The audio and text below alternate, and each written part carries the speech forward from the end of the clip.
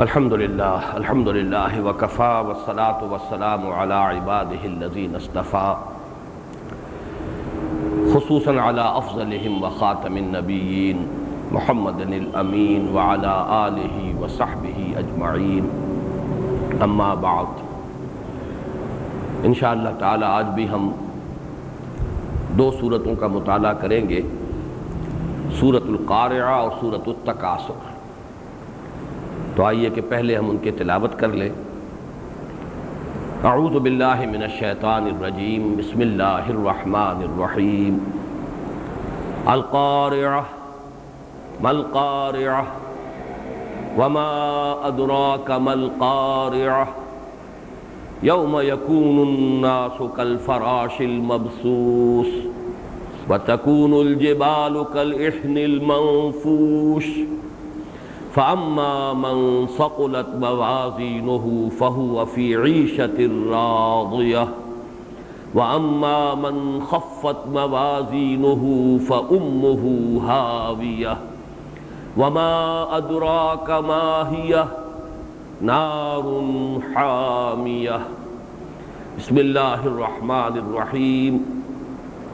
الہاکم التکاثر حتی زرتم المقابر کلا سوف تعلمون ثم کلا سوف تعلمون کلا لو تعلمون علم الیقین لترون الجحیم ثم لترونها عین الیقین ثم لتسألن یومئذ عن النعیم۔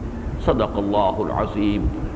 اللہم ربنا حاسبنا حسابا یسیرا رب اشرح لی صدری ویسر لی امری واحلل عقدۃ من لسانی یفقہوا قولی۔ اللہم ربنا الہمنا رشدنا واعذنا من شرور انفسنا۔ اللہم ارنا الحق حقا وارزقنا اتباعہ وارنا الباطل باطلا وارزقنا اجتنابہ۔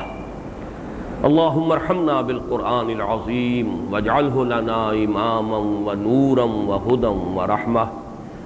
اللہم ذکرنا منہ ما نسینا وعلمنا منہ ما جہلنا وارزقنا تلاوتہ آناء اللیل وآناء النہار واجعلہ لنا حجتا یا رب العالمین آمین۔ آخری پارے میں جو چار سورتوں کے چھوٹے گروپ ہیں، جن کو میں نے 4 سوروں کا عنوان دیا ہے، تعداد میں یہ کل 5 ہیں۔ ان میں سے اول و آخر یہ 4 سورہ انذار پر مشتمل ہے، انذار آخرت۔ سورۃ التکویر، سورۃ الانفطار، سورۃ المطففین، سورۃ الانشقاق، یہ 4 سورتوں کا ایک گروپ۔ اسی طرح یہ جو 4 سورتیں ہیں، جن میں سے 2 ہم پچھلی مرتبہ پڑھ چکے ہیں، سورۃ الزلزال، سورۃ العادیات، اور 2 جو آج پڑھ رہے ہیں، یعنی سورۃ القارعہ اور سورۃ التکاثر۔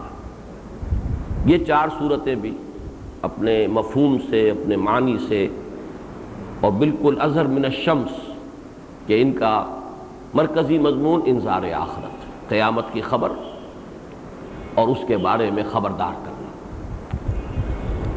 ان 4 سوروں کے بارے میں یہ بات میں نے پہلے بھی عرض کی، پچھلی مرتبہ بھی دہرائی کہ ان میں جو صورتیں شامل ہیں، ان میں باہمی نسبت و تناسب اور مشابہت اور مماثلت جو ہے، وہ چاروں کو ایک یونٹ کی حیثیت سے سامنے رکھا جائے تو زیادہ اجاگر ہوتی ہیں۔ چنانچہ ان 4 صورتوں میں جن کا مطالعہ کر رہے ہیں، پہلی اور تیسری صورتوں کے مابین بڑی مشابہت ہے۔ ان دونوں میں سورۃ الزلزال اور سورۃ القارعہ بس ایک ہی مضمون ہے، کوئی اور اضافی مضمون ہے ہی نہیں۔ وقوع قیامت، حساب کتاب، انسان کے سامنے اس کے اعمال کا آ جانا، پھر آخری نتیجہ عیشۃ راضیہ یا امہ ہاویہ۔ یہ گویا کہ سورۃ الزلزال اور سورۃ القارعہ، ان دونوں کا مضمون بہت ہی ایک دوسرے سے مشابہ ہے۔ دوسری اور چوتھی صورتوں کے مابین بڑی مناسبت ہے، اس میں یقیناً انذار کا مفہوم بھی موجود ہے جو کہ اس 4 سورہ کا مرکزی مضمون ہے، آخرت کا انذار، لیکن اس کے علاوہ انسانی نفسیات کے دو بہت اہم پہلو ہیں جن کو اجاگر کیا گیا۔ ایک انسان کا ناشکرا پن، حیوانات میں جو وفاداری کا جذبہ ہے، بالخصوص گھوڑوں میں اپنے مالکوں اور آقاؤں کے لیے جس درجے وفاداری کا جذبہ موجود ہوتا ہے، ان کے حوالے سے انسان کو ملامت، ان الانسان لربہ لکنود۔ واقعہ یہ ہے کہ انسان اپنے رب کا بہت ہی ناشکرا ہے۔ اور سورۃ التکاثر میں محتاط کی طلب جو انسان کی آنکھوں پر پٹی باندھے رکھتی ہے، انسان مال و اسباب دنیاوی کی محتاط، اس کی طلب، اپنے آپ کو اس میں کھپائے رکھتا ہے، لگائے رکھتا ہے، حقائق کی طرف متوجہ ہوتا ہی نہیں، اپنے باطن میں جھانکنے کی فرصت ہی نہیں ملتی، یہاں تک کہ اچانک وہ وقت آ جائے گا کہ پھر محسوس کرے گا کہ جب آنکھ کھلی گل کی تو موسم تھا خزاں کا، یومئذ یتذکر الانسان وانیٰ لہ الذکریٰ۔ تو یہ سورہ عادیات اور سورۃ التکاثر ان دونوں میں نسبتاً زیادہ مناسبت ہے۔ اسی طریقے سے ایک بات اور نوٹ کر لیجئے کہ اس 4 سورے کی پہلی سورت اور آخری سورت، ان دونوں میں بھی ایک مشابہت ہے۔ ایک تو یہ کہ حجم کے اعتبار سے پہلی سورت بھی 8 آیات پر مشتمل، آخری بھی 8 آیات پر مشتمل، اور دوسرے یہ کہ یہ دونوں سورتیں قرآن حکیم کی چھوٹی صورتوں میں سے جن کے خصوصی فضائل نبی اکرم صلی اللہ علیہ وسلم سے منقول ہیں ان میں شامل ہیں۔ جیسے آپ کو معلوم ہے سورہ اخلاص 4 آیات پر مشتمل ہے، حضور نے اسے ثلث قرآن قرار دیا ہے، وہ تہائی قرآن کے مساوی ہے، اس لیے کہ بنیادی ایمانیات 3 ہیں، توحید، معاد اور رسالت۔ توحید پر وہ کامل ہے سورت اور نہایت جامع، اس اعتبار سے گویا کہ یہ توجیہ ہے جو ہم کر رہے ہیں، لیکن قول تو محمد الرسول اللہ صلی اللہ علیہ وسلم کا یہ ہے کہ یہ ثلث قرآن ہے۔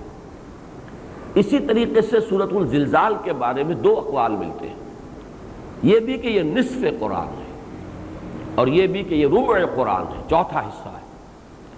اور اسی طریقے سے سورہ تکاثر کے بارے میں روایت ملتی ہے جسے امام بیہقی بھی لائے ہیں اور امام حاکم بھی رحمہم اللہ، اور یہ روایت جو ہے مرفوعاً مروی ہے حضرت عبداللہ ابن عمر رضی اللہ تعالی عنہما سے۔ وہ فرماتے ہیں کہ حضور نے ایک مرتبہ فرمایا، کیا تمہارے لیے یہ ممکن نہیں ہے کہ روزانہ رات کو سونے سے پہلے 1000 آیات تلاوت کر لیا کرو قرآن حکیم کی؟ تو صحابہ گھبرا گئے، انہوں نے عرض کیا حضور کس کے لیے یہ ممکن ہے کہ وہ روزانہ 1000 آیات؟ آپ کو معلوم ہے کہ 1/6 قرآن ہو گیا، 5 پارہ، کس کے لیے ممکن ہے؟ تو آپ نے فرمایا تم سورہ تکاثر کی تلاوت کر لیا کرو، یہ 1000 آیات کے مساوی ہو جائے گی۔ واقعہ یہ ہے کہ ان کا اصل مراد کیا ہے؟ ان صورتوں کا اگر مراقبہ انسان کرے، ان صورتوں میں جو مرکزی مضمون آیا ہے یہ گویا کہ اس کے لوح قلب پر اگر نقش ہو جائے تو انسان کی ہدایت اور رہنمائی، جیسے سورۃ العصر جو اب اس کے بعد آ رہی ہے، امام شافعی کا قول ہے رحمۃ اللہ علیہ کہ لو تدبر الناس هذه السورة لوسعتهم، اور لو لم ينزل من القرآن سواها لكفت الناس، اگر لوگ صرف سورۃ العصر پر تدبر کریں، تدبر کا حق ادا کریں، تو یہ ان کی ہدایت کے لیے کافی ہو جائے گی۔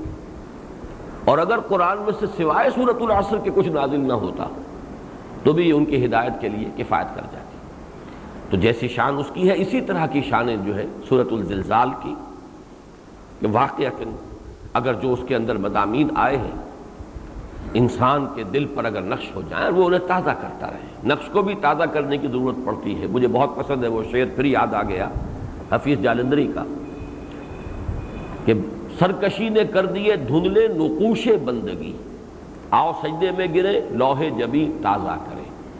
یہ جو ہماری پیشانیوں پر نقش بندگی ہونا چاہیے، اللہ تعالیٰ کی عبادت اور اللہ کے بندے ہونے کا ایک نشان، تو سجدے میں گر کر گویا کہ ہم اپنی اس بندگی کے نشان کو پھر اجاگر کرتے ہیں، پھر تازہ کرتے ہیں۔ تو یہ جو نقش ہے اگر اس کو تازہ کیا جاتا رہے، رات کو انسان سونے سے پہلے انہیں پڑھ لے، تو اس سے یہ کہ پھر حقائق منکشف ہو جائیں گے، جیسے کہ الہاکم التکاثر حتی زرتم المقابر، یہ ایک ذاتی محاسبہ، احتساب نفس، کہ اس کے لیے بہترین جو ہے سورہ مبارکہ ہے کہ انسان جو ہے چونک جائے ایک مرتبہ کہ کہیں میں تو نہیں ہوں وہ کہ جن کا ذکر ان آیات میں ہو رہا ہے۔ ایک بات اور جو پچھلی مرتبہ رہ گئی تھی اس کو نوٹ کر لیں کہ پہلا جوڑا جو تھا 4 سورے میں، ظاہر بات ہے کہ 2 صورتیں ایک جوڑے کی ہیں، 2 صورتیں ایک جوڑے کی ہیں۔ پہلے جوڑے کے مابین، پہلے جوڑے کی 2 صورتوں کے مابین جو مناسبت ہے وہ 2 اعتبارات سے۔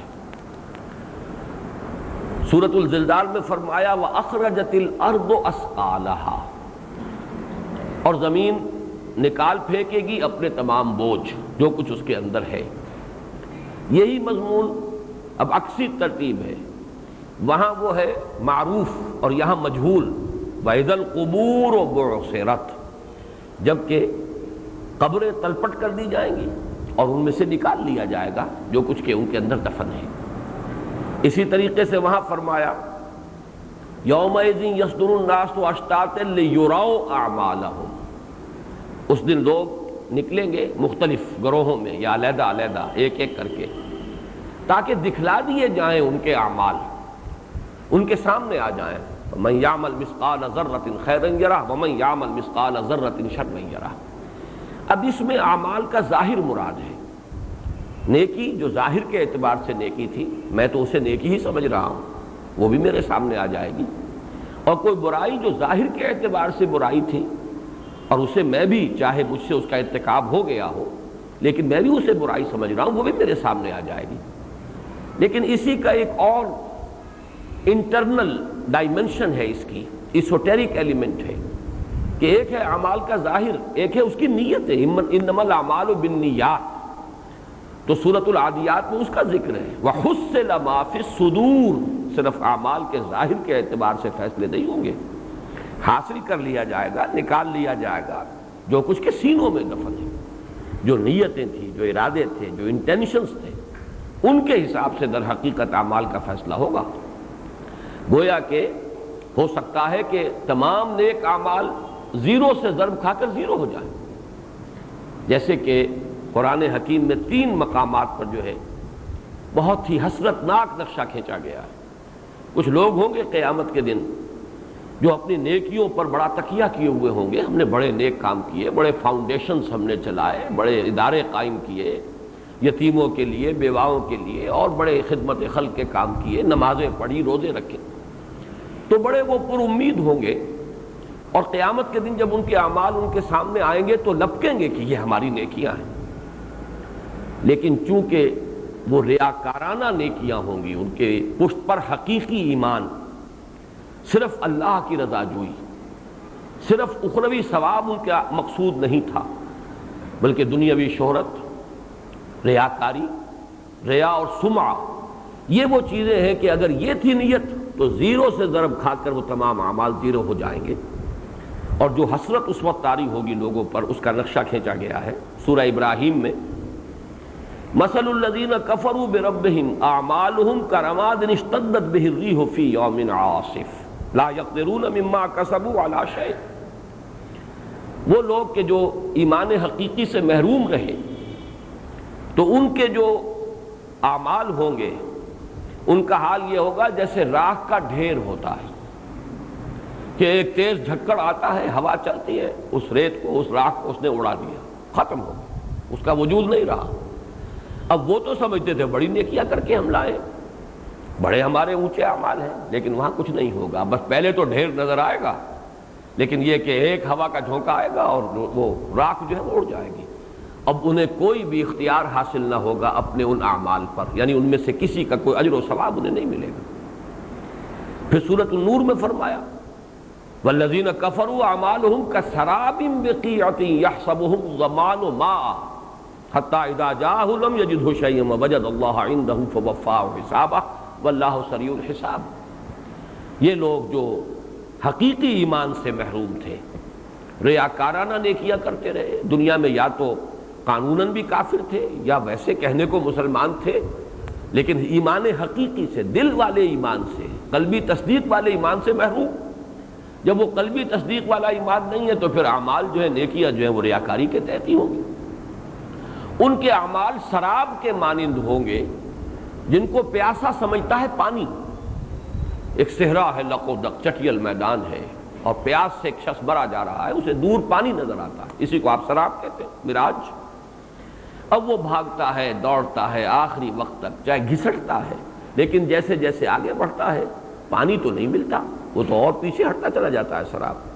یہاں نقشہ کھینچا گیا ہے، انہیں اپنے وہ اعمال سراب کے مانند نظر آئیں گے قیامت کے دن، لپکیں گے ادھر، لیکن جب پہنچیں گے تو کچھ نظر نہیں آئے گا، کوئی نیکی نہیں. یہ تو سراب تھا، حقیقت تھی ہی نہیں.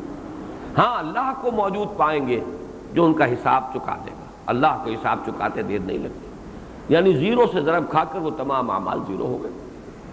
یہی بات پھر سورۃ الفرقان میں آئی ہے، وَقَدِمْنَا إِلَىٰ مَا عَمِلُوا مِنْ عَمَلٍ فَجَعَلْنَاهُ هَبَاءً مَنْثُورًا.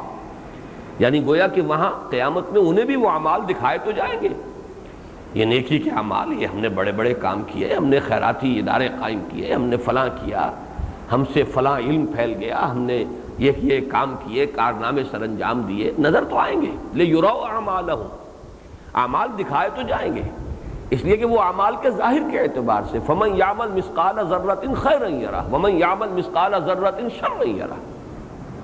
لیکن یہ کہ حقیقت کے اعتبار سے چونکہ وہ ریاکارانہ نیکیاں تھی، وہ زیرو سے ضرب کھا جائیں گے. تو یہاں پر نقشہ کھینچا گیا جیسے کہ ایک ڈھیر ہو ریت کا. سورہ ابراہیم میں تو آیا تھا کہ ہوا کا ایک جھونکا آئے گا اڑا دے گا، اور یہاں ایک عجیب تصویر لفظی ہے، ہم آگے بڑھیں گے ان کے اعمال کی طرف، اور گویا کہ جیسے ٹھوکر مار دی جاتی ہے. یہ لفظ ٹھوکر یہاں موجود نہیں ہے، لیکن یہ کہ تصویر لفظی چونکہ میں نے کہا ہے، الفاظ میں ایک منظر کھینچ دینا، منظر کشی لفظوں کے اندر. وَقَدِمْنَا إِلَىٰ مَا عَمِلُوا مِنْ عَمَلٍ، ہم بڑھیں گے، متوجہ ہوں گے، آگے بڑھیں گے ان کے وہ بڑے بڑے اعمال جو انہوں نے کیے تھے، جن پر بڑا غرہ تھا، بڑا تکیہ تھا. فَجَعَلْنَاهُ هَبَاءً مَنْثُورًا، ایک ٹھوکر لگائیں گے اور اس غبار کو اڑا دیں گے، فضا میں تحلیل ہو جائے گا غبار، یعنی زیرو سے ضرب دیں گے، جسے میں بارہا کہہ رہا ہوں.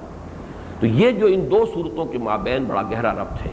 اعمال کا ظاہر، یومئذ یصدر الناس اشتاتا لیروا اعمالهم فمن يعمل مثقال ذرة خیرا یرہ ومن يعمل مثقال ذرة شرا یرہ. لیکن یہ کہ سورۃ العادیات میں واضح کیا گیا ظاہر کے اعتبار سے all that glitters is not gold، وہ جو نیکیاں نظر آ رہی ہوں گی وہ سب نیکیاں نہیں ہوں گی. وحصل ما فی الصدور، اور نکال لیا جائے گا، حاصل کر لیا جائے گا جو کچھ کے سینوں میں مضمر تھا، جو نیتیں تھیں، جو ارادے تھے، جو اصل عزائم تھے، جو حقیقی مقاصد تھے، جو اصل موٹیوز تھے جن کے تحت کہ وہ عمل کیے گئے. اور وہ اگر ریاکاری پر تھا معاملہ سارا تو زیرو سے ضرب کھا کر وہ اعمال معدوم ہو جائے.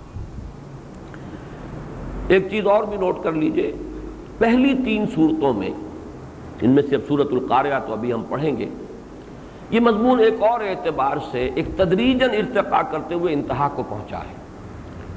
چوتھی صورت کا معاملہ اس سے نسبتاً علیحدہ ہے، لیکن یہ کہ یہ تین صورتوں میں، جیسے سورۃ الزلزال میں ابھی میں نے عرض کیا، اعمال کا ظاہر سامنے آ گیا، یہ تمہاری نیکیاں، یہ تمہاری برائیاں. دوسری صورت میں اب اس کو ضرب دی گئی نیتوں سے، حصل ما فی الصدور. اس کا جو نتیجہ نکلے گا وہ تیسری صورت میں ہے، اور وہ ہے وزن اعمال. وہ نیکیوں کا وہی اعمال وزن کیے جائیں گے کہ جن کے اندر حقیقتاً کوئی نیکی ہوگی، ان کا عمل وزن ہوگا، اور اس کے نتیجے میں اما من خفت موازینہ فامہ ہاویہ واما من ثقلت موازینہ فہو فی عیشۃ راضیہ. یہ گویا کہ آخری نتیجہ، اور نتیجے کا پھر وہ جو ظہور ہونا ہے کہ یا تو عیشت الراضیہ ہے، ہمیشہ ہمیشہ کے لیے بہت ہی اچھی زندگی، جنت کی زندگی، اور یا امہ ہاویہ ہے، ان کا ٹھکانہ جو ہے وہ جہنم کی کھائی اور گھٹ بننے والا ہے. یہ انتہا کو پہنچا معاملہ سورۃ القاریہ میں، یہ ایک ترتیب ہے. باقی جہاں تک سورۃ القاریہ اور سورۃ التکاثر کے مابین ربط ہے وہ بہت واضح ہے، وہ آج نمایاں ہو جائے گا کہ سورۃ القاریہ ختم ہوتی ہے فَأُمُّهُ حَاوِيَةٌ وَمَا أَدْرَاكَ مَا هِيَ نَارٌ حَامِيَةٌ، اور سورۃ التکاثر کا اکثر و بیشتر حصہ اسی پر ہے، لَتَرَوُنَّ الْجَحِيمَ. ابھی تو یہ حاویہ کی خبر ہم تمہیں دے رہے ہیں، ابھی تو تمہیں اس کو ایمان بالغیب کے درجے میں ماننا ہے یا علم الیقین کے درجے میں ماننا ہے. اگر مان لو گے تو عافیت ہوگی، نہیں مانو گے لَتَرَوُنَّ الْجَحِيمَ ثُمَّ لَتَرَوُنَّهَا عَيْنَ الْيَقِينِ، بالآخر تو وقت آ کر ہی رہے گا کہ اسے اپنی آنکھوں سے دیکھنا، چشم سر سے دیکھے گا، وہ حقیقت بن کر تمہارے سامنے آ جائے گی۔ جیسے کہ سورۃ الفجر میں فرمایا یومئذ یتذکر الانسان وانیٰ لہ الذکریٰ، اب اس روز آنکھ کھلے گی، انسان چیتے گا، حقیقت منکشف ہو جائے گی، لیکن اس روز کا چیتنا، اس روز کا حقیقت پر متنبہ ہونا یہ فائدہ دار ہے، اس کا کوئی فائدہ نہیں ہوگا۔ انیٰ لہ الذکریٰ، اب اس سبق حاصل کرنے کا حاصل کیا ہے؟ تو یہ ربط جو ہے سورۃ القاریہ اور سورۃ التکاثر کا یہ بہت نمایاں ہے۔ اب آئیے ہم سورۃ القاریہ کا مطالعہ شروع کر رہے ہیں۔ القاریہ، وہ کھڑ کھڑانے والی یا وہ ٹھونکنے والی۔ قرع کا لفظ آتا ہے عربی زبان میں کسی شے پر دوسری شے کو زور سے مارنا۔ جب آپ کوئی کیل ٹھونکتے ہیں، اگر دیوار بھی ذرا مضبوط ہے، اس میں آپ کو کوئی کیل ٹھونکنی ہے تو بار بار ضرب لگاتے ہیں اور اس سے ایک آواز بھی نکلتی ہے۔ تو کسی شے کو کسی دوسری شے پر ضرب شدید کی صورت میں مارنا، اس سے آواز نکلتی ہے، تو یہ کھڑ کھڑانا۔ اسی طریقے سے دروازے پر دستک، یہ بھی قرع، اس لیے کہ رات کو فرض کیجئے بہت غفلت کا وقت ہے اور دروازہ پیٹ رہا ہے کوئی شخص، تو یہ بھی قرع، اس لیے کہ ہاتھ سے دروازے کے اوپر ضرب لگائی جا رہی ہے۔ القاریہ، یہ لفظ جو ہے قرآن مجید میں اس مادے سے کل 5 مرتبہ لفظ آیا ہے، یہ جس میں سے 3 مرتبہ تو اسی جگہ آ گئے، القاریہ ملقاریہ وما ادراک ملقاریہ۔ یہ نوٹ کر لیجئے، جیسے پچھلی 2 صورتوں کے بارے میں نے عرض کیا تھا کہ سورۃ الزلزال، 3 صورتیں جو ہیں وہ پہلے 4 سورے کی اسی انداز میں شروع ہوئی تھی، اذا الشمس کورت وَإِذَا النُّجُومُ انْكَدَرَتْ، دوسری صورت اذا السَّمَاءُ انفطرت، تیسری صورت اذا السَّمَاءُ انشقت۔ یہ اس سلسلے کی گویا کہ چوتھی صورت ہے اذا زلزلت الارض زلزالها۔ اسی طرح میں نے عرض کیا تھا والعادیات ضبحا فالموریات قدحا۔ اس اسلوب سے شروع ہونے والی قرآن کی 5 صورتیں ہیں، ان میں سے 4 آ چکی، یہ آخری اور 5ویں صورت ہے۔ والصافات صفا والزاریات ذروا والمرسلات عرفا والنازعات غرقا والعادیات ضبحا۔ اسی طرح یہ نوٹ کر لیجئے کہ سورۃ القاریہ بھی 2 صورتیں ہیں جو بالکل بعین ہی ایک ہی انداز میں شروع ہوئی۔ ایک 29ویں پارے میں الحاقہ ملحاقہ وما ادراک ملحاقہ، القاریہ ملقاریہ وما ادراک ملقاریہ۔ اور ان دونوں صورتوں میں ایک اور بھی نسبت ہے، اس لیے کہ 4تھی مرتبہ یہ لفظ جو آیا ہے القاریہ، یہ اسی صورت میں آیا، الحاقہ ملحاقہ وما ادراک ملحاقہ کذبت ثمود وعاد بالقاریہ۔ تو گویا کہ یہ لفظ قاریہ جو ہے 3 مرتبہ تو اس صورت میں آ رہا ہے، 4تھی مرتبہ وہاں آیا ہے۔ ایک مرتبہ یہ قاریہ قاریعۃن نکرہ کی صورت میں آیا ہے، یہ سورۃ الرعد میں، ولا يزال الذين كفروا تصيبهم بما صنعوا قارعة او تحل قريبا من دارهم حتى ياتي وعد الله۔ وہاں یہ ایک نکرہ کی صورت میں آیا ہے، کوئی تکلیف، جس کو کہ سورہ سجدہ میں کہا گیا ہے وَلَنُذِيقَنَّهُم مِّنَ الْعَذَابِ الْأَدْنَىٰ دُونَ الْعَذَابِ الْأَكْبَرِ۔ بڑے عذاب کا وقت آنے سے پہلے پہلے ان پر چھوٹے چھوٹے عذاب آتے رہیں گے۔ ان چھوٹے عذابوں کو بھی قاریعۃن سے تعبیر کیا گیا، اس لیے کہ جو تکلیف بھی آتی ہے، تکلیف سماوی ہو، کوئی عرضی ہو، کوئی حادثہ ہو، کوئی اسی طریقے سے مصیبت عرضی و سماوی ہو، تو وہ بھی کھڑکھڑا دیتی ہے، ایک مرتبہ چونکا دیتی ہے، جگا دیتی ہے۔ تو نکرہ کی صورت میں بھی یہ لفظ آیا ہے سورہ رعد میں۔ باقی یہ کہ یہاں پر نحوی اعتبار سے 2 رائے ہیں، ایک تو یہ کہ القاریہ مبتدا ہے اور خبر محذوف ہے آتیتن، وہ کھڑکھڑانے والی آ کر رہے گی، اس کے بارے میں کوئی شک و شبہ نہیں۔ اور ایک یہ کہ اصل میں یہ جملہ خبریہ ہے لیکن فعلیہ، اس سے پہلے فعل محذوف ہے، لَتَأْتِيَنَّ الْقَارِعَةُ، یقیناً وہ قارعہ آ کر رہے گی۔ بہرحال یہ اسلوب ہے قرآن مجید کا کہ محذوف جو ہے اس کے اندر بلکہ ایک طرح کی اور فصاحت پیدا ہوتی ہے کہ انسان جو ہے ساری توجہ اسی لفظ پر مرکوز کر دے، اس سے پہلے اس کے بعد کیا ہے، بجائے اس کے کہ توجہ جو ہے منتشر ہو، القارعہ، وہ کھڑکھڑانے والی، وہ ٹھونکنے والی، مل قارعہ، کیا ہے وہ کھڑکھڑانے والی، کیا ہے وہ ٹھونکنے والی؟ وما ادراک ما القارعہ، اور تمہیں کیا معلوم، تمہیں کیا اندازہ، تمہیں کیسے اندازہ ہو کہ وہ قارعہ کیا ہے، وہ ٹھونکنے والی کیا ہے؟ یعنی ابھی تم اس کا تصور نہیں کر سکتے، ابھی تو تمہیں بات بتائی جا رہی ہے، ایک لفظ ہے جو تمہیں سنایا جا رہا ہے، وہ تو جب وہ مصیبت سامنے آئے گی، جب وہ گھڑی ہوگی، جب وقت آئے گا تو معلوم ہوگا، اس کی اصل حقیقت اس وقت منکشف ہوگی۔ یوم یکون الناس کالفراش المبثوث۔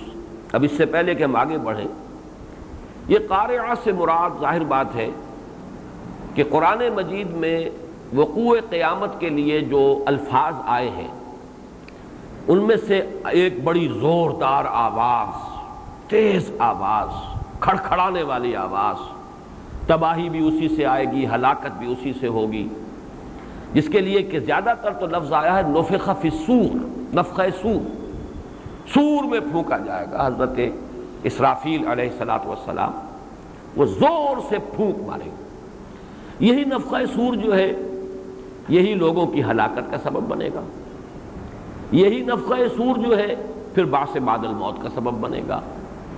تو دو نفخے تو قرآن مجید میں سورہ زمر کی ایک آیت سے ایک مقام جو ہے اس کے آخری حصے میں، اس میں بالکل واضح ہے، وَنُفِخَ فِي الصُّورِ فَصَعِقَ مَن فِي السَّمَاوَاتِ وَمَن فِي الْأَرْضِ إِلَّا مَن شَاءَ اللَّهُ ثُمَّ نُفِخَ فِيهِ أُخْرَىٰ فَإِذَا هُمْ قِيَامٌ يَنظُرُونَ۔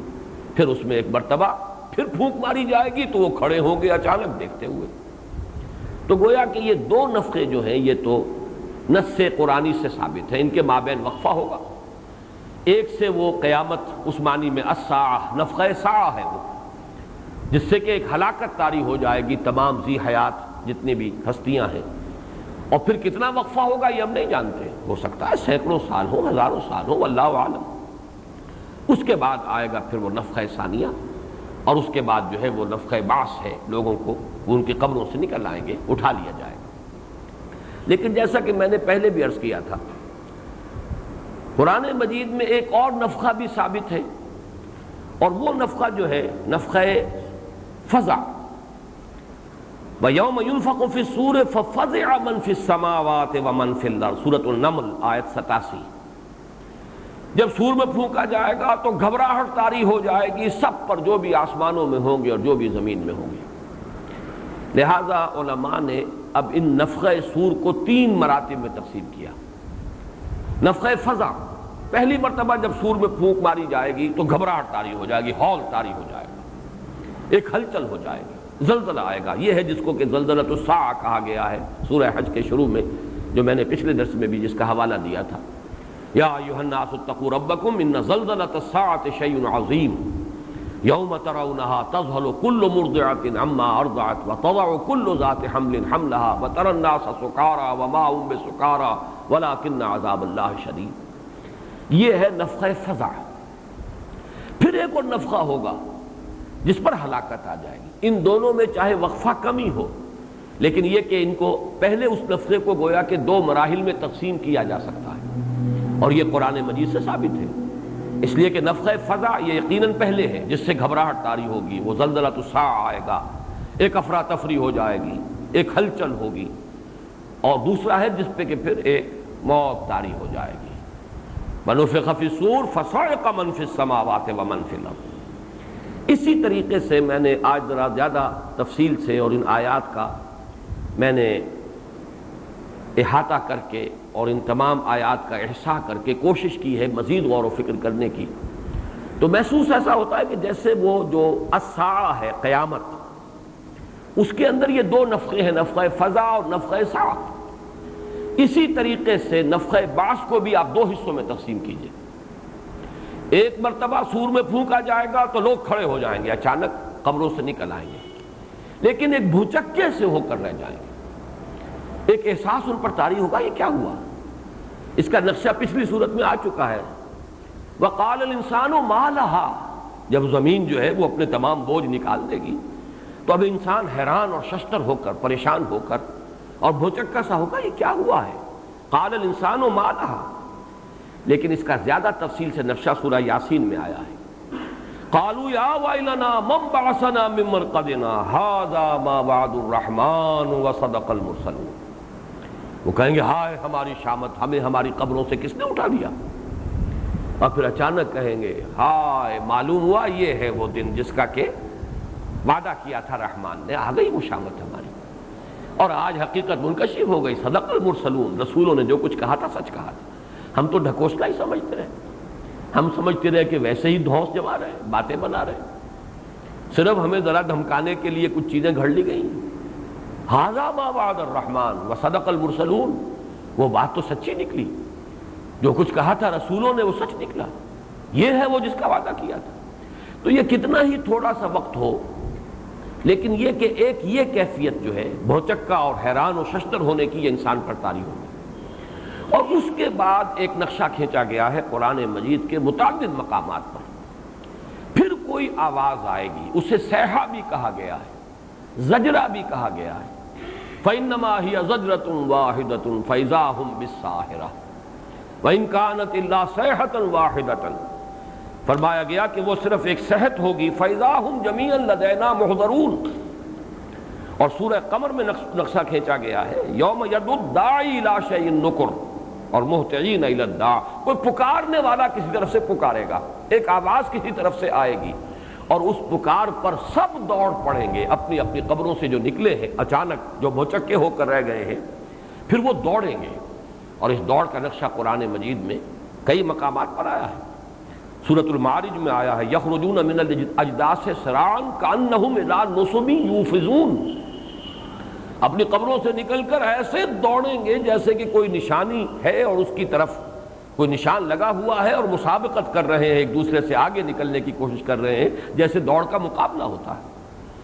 اسی طریقے سے جیسا کہ میں نے ابھی سورہ قمر کی آیت آپ کو سنائی، یوم یدعو الداعی الی شیء نکر خشعا ابصارہم یخرجون من الاجداث کانہم جراد منتشر مہطعین الی الداع، کوئی پکارنے والا ہے جس کی پکار پر کشاں کشاں بے اختیار ہو کر بے تابانہ انداز میں دوڑیں گے ادھر۔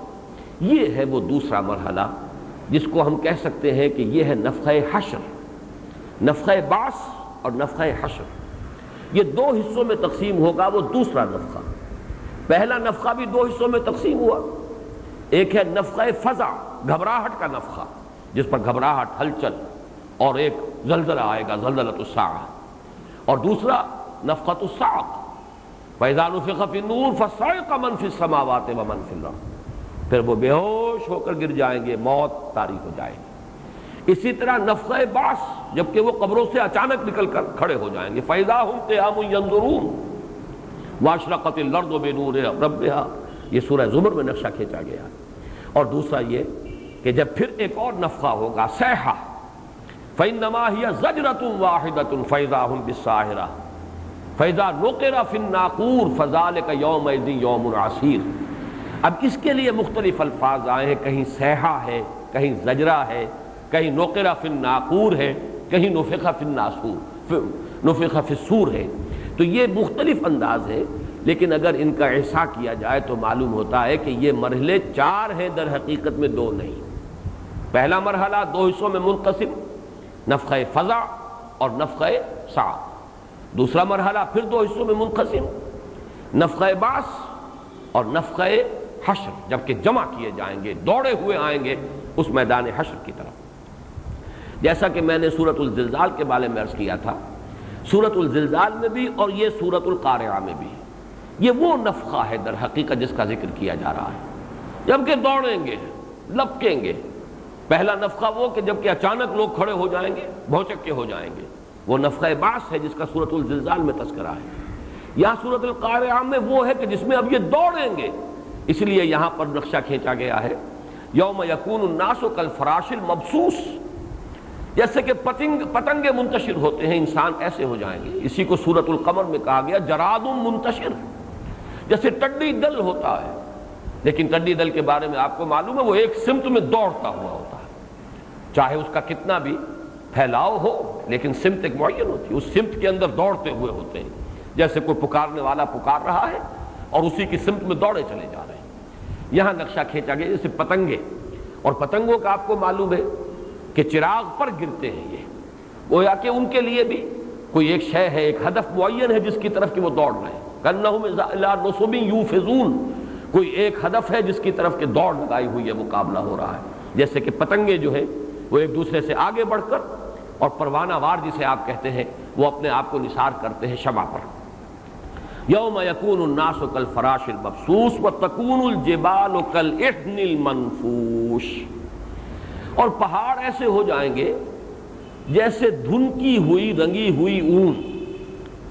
عہن کہتے ہیں اس اون کو جسے رنگ دیا گیا ہو۔ اب مختلف ڈھیر لگے ہوئے ہیں، مختلف جو ہے گچھے اون کے ہیں، انہیں مختلف رنگ دے دیے گئے ہیں۔ پھر اس کو اون بنانے سے پہلے، ابھی تو وہ بالوں کی شکل میں ہے، صوف ہے، لیکن یہ کہ اب بٹنا ہے، ان کو بٹنے سے پہلے دھنکا جاتا ہے تاکہ ان کے ریشے علیحدہ علیحدہ ہو جائیں۔ تو یہ جو ریشے علیحدہ علیحدہ ہو جاتے، دھنکی ہوئی روئی، اصل میں چونکہ روئی عرب میں تھی نہیں، اگر تو یہ کہیں اس علاقے میں قرآن مجید نازل ہوتا تو زیادہ قریبی جو ہے وہ روئی جو ہے، دھنکی ہوئی روئی، اس کا ہمارے سامنے تصور زیادہ ہے۔ اون کا دھنکا جانا وہ زیادہ ہمارے لیے معروف نہیں ہے، لیکن جہاں کاٹن تھی نہیں، روئی کا کوئی وجود نہیں، وہاں یہ اون ہی کے ساتھ یہ سارا معاملہ ہوتا تھا۔ صوف جو ہے اسی کو پہلے وہ رنگتے تھے، پھر اس کو وہ دھنکتے تھے، پھر جب ریشے علیحدہ علیحدہ ہو گئے اب ان کو بٹتے تھے تو وہ اون کی شکل بنتی تھی، اس سے اب کپڑا بنائیے، کمبل بنائیے، جو بھی بنائیے۔ پہاڑ ہو جائیں گے جیسے دھنکی ہوئی اون رنگا رنگ کی۔ یہ جو قرآن مجید میں پہاڑوں کا معاملہ جو آیا ہے قیامت کے ضمن میں نے آج ذرا وہ مقامات بھی جمع کیے ہیں۔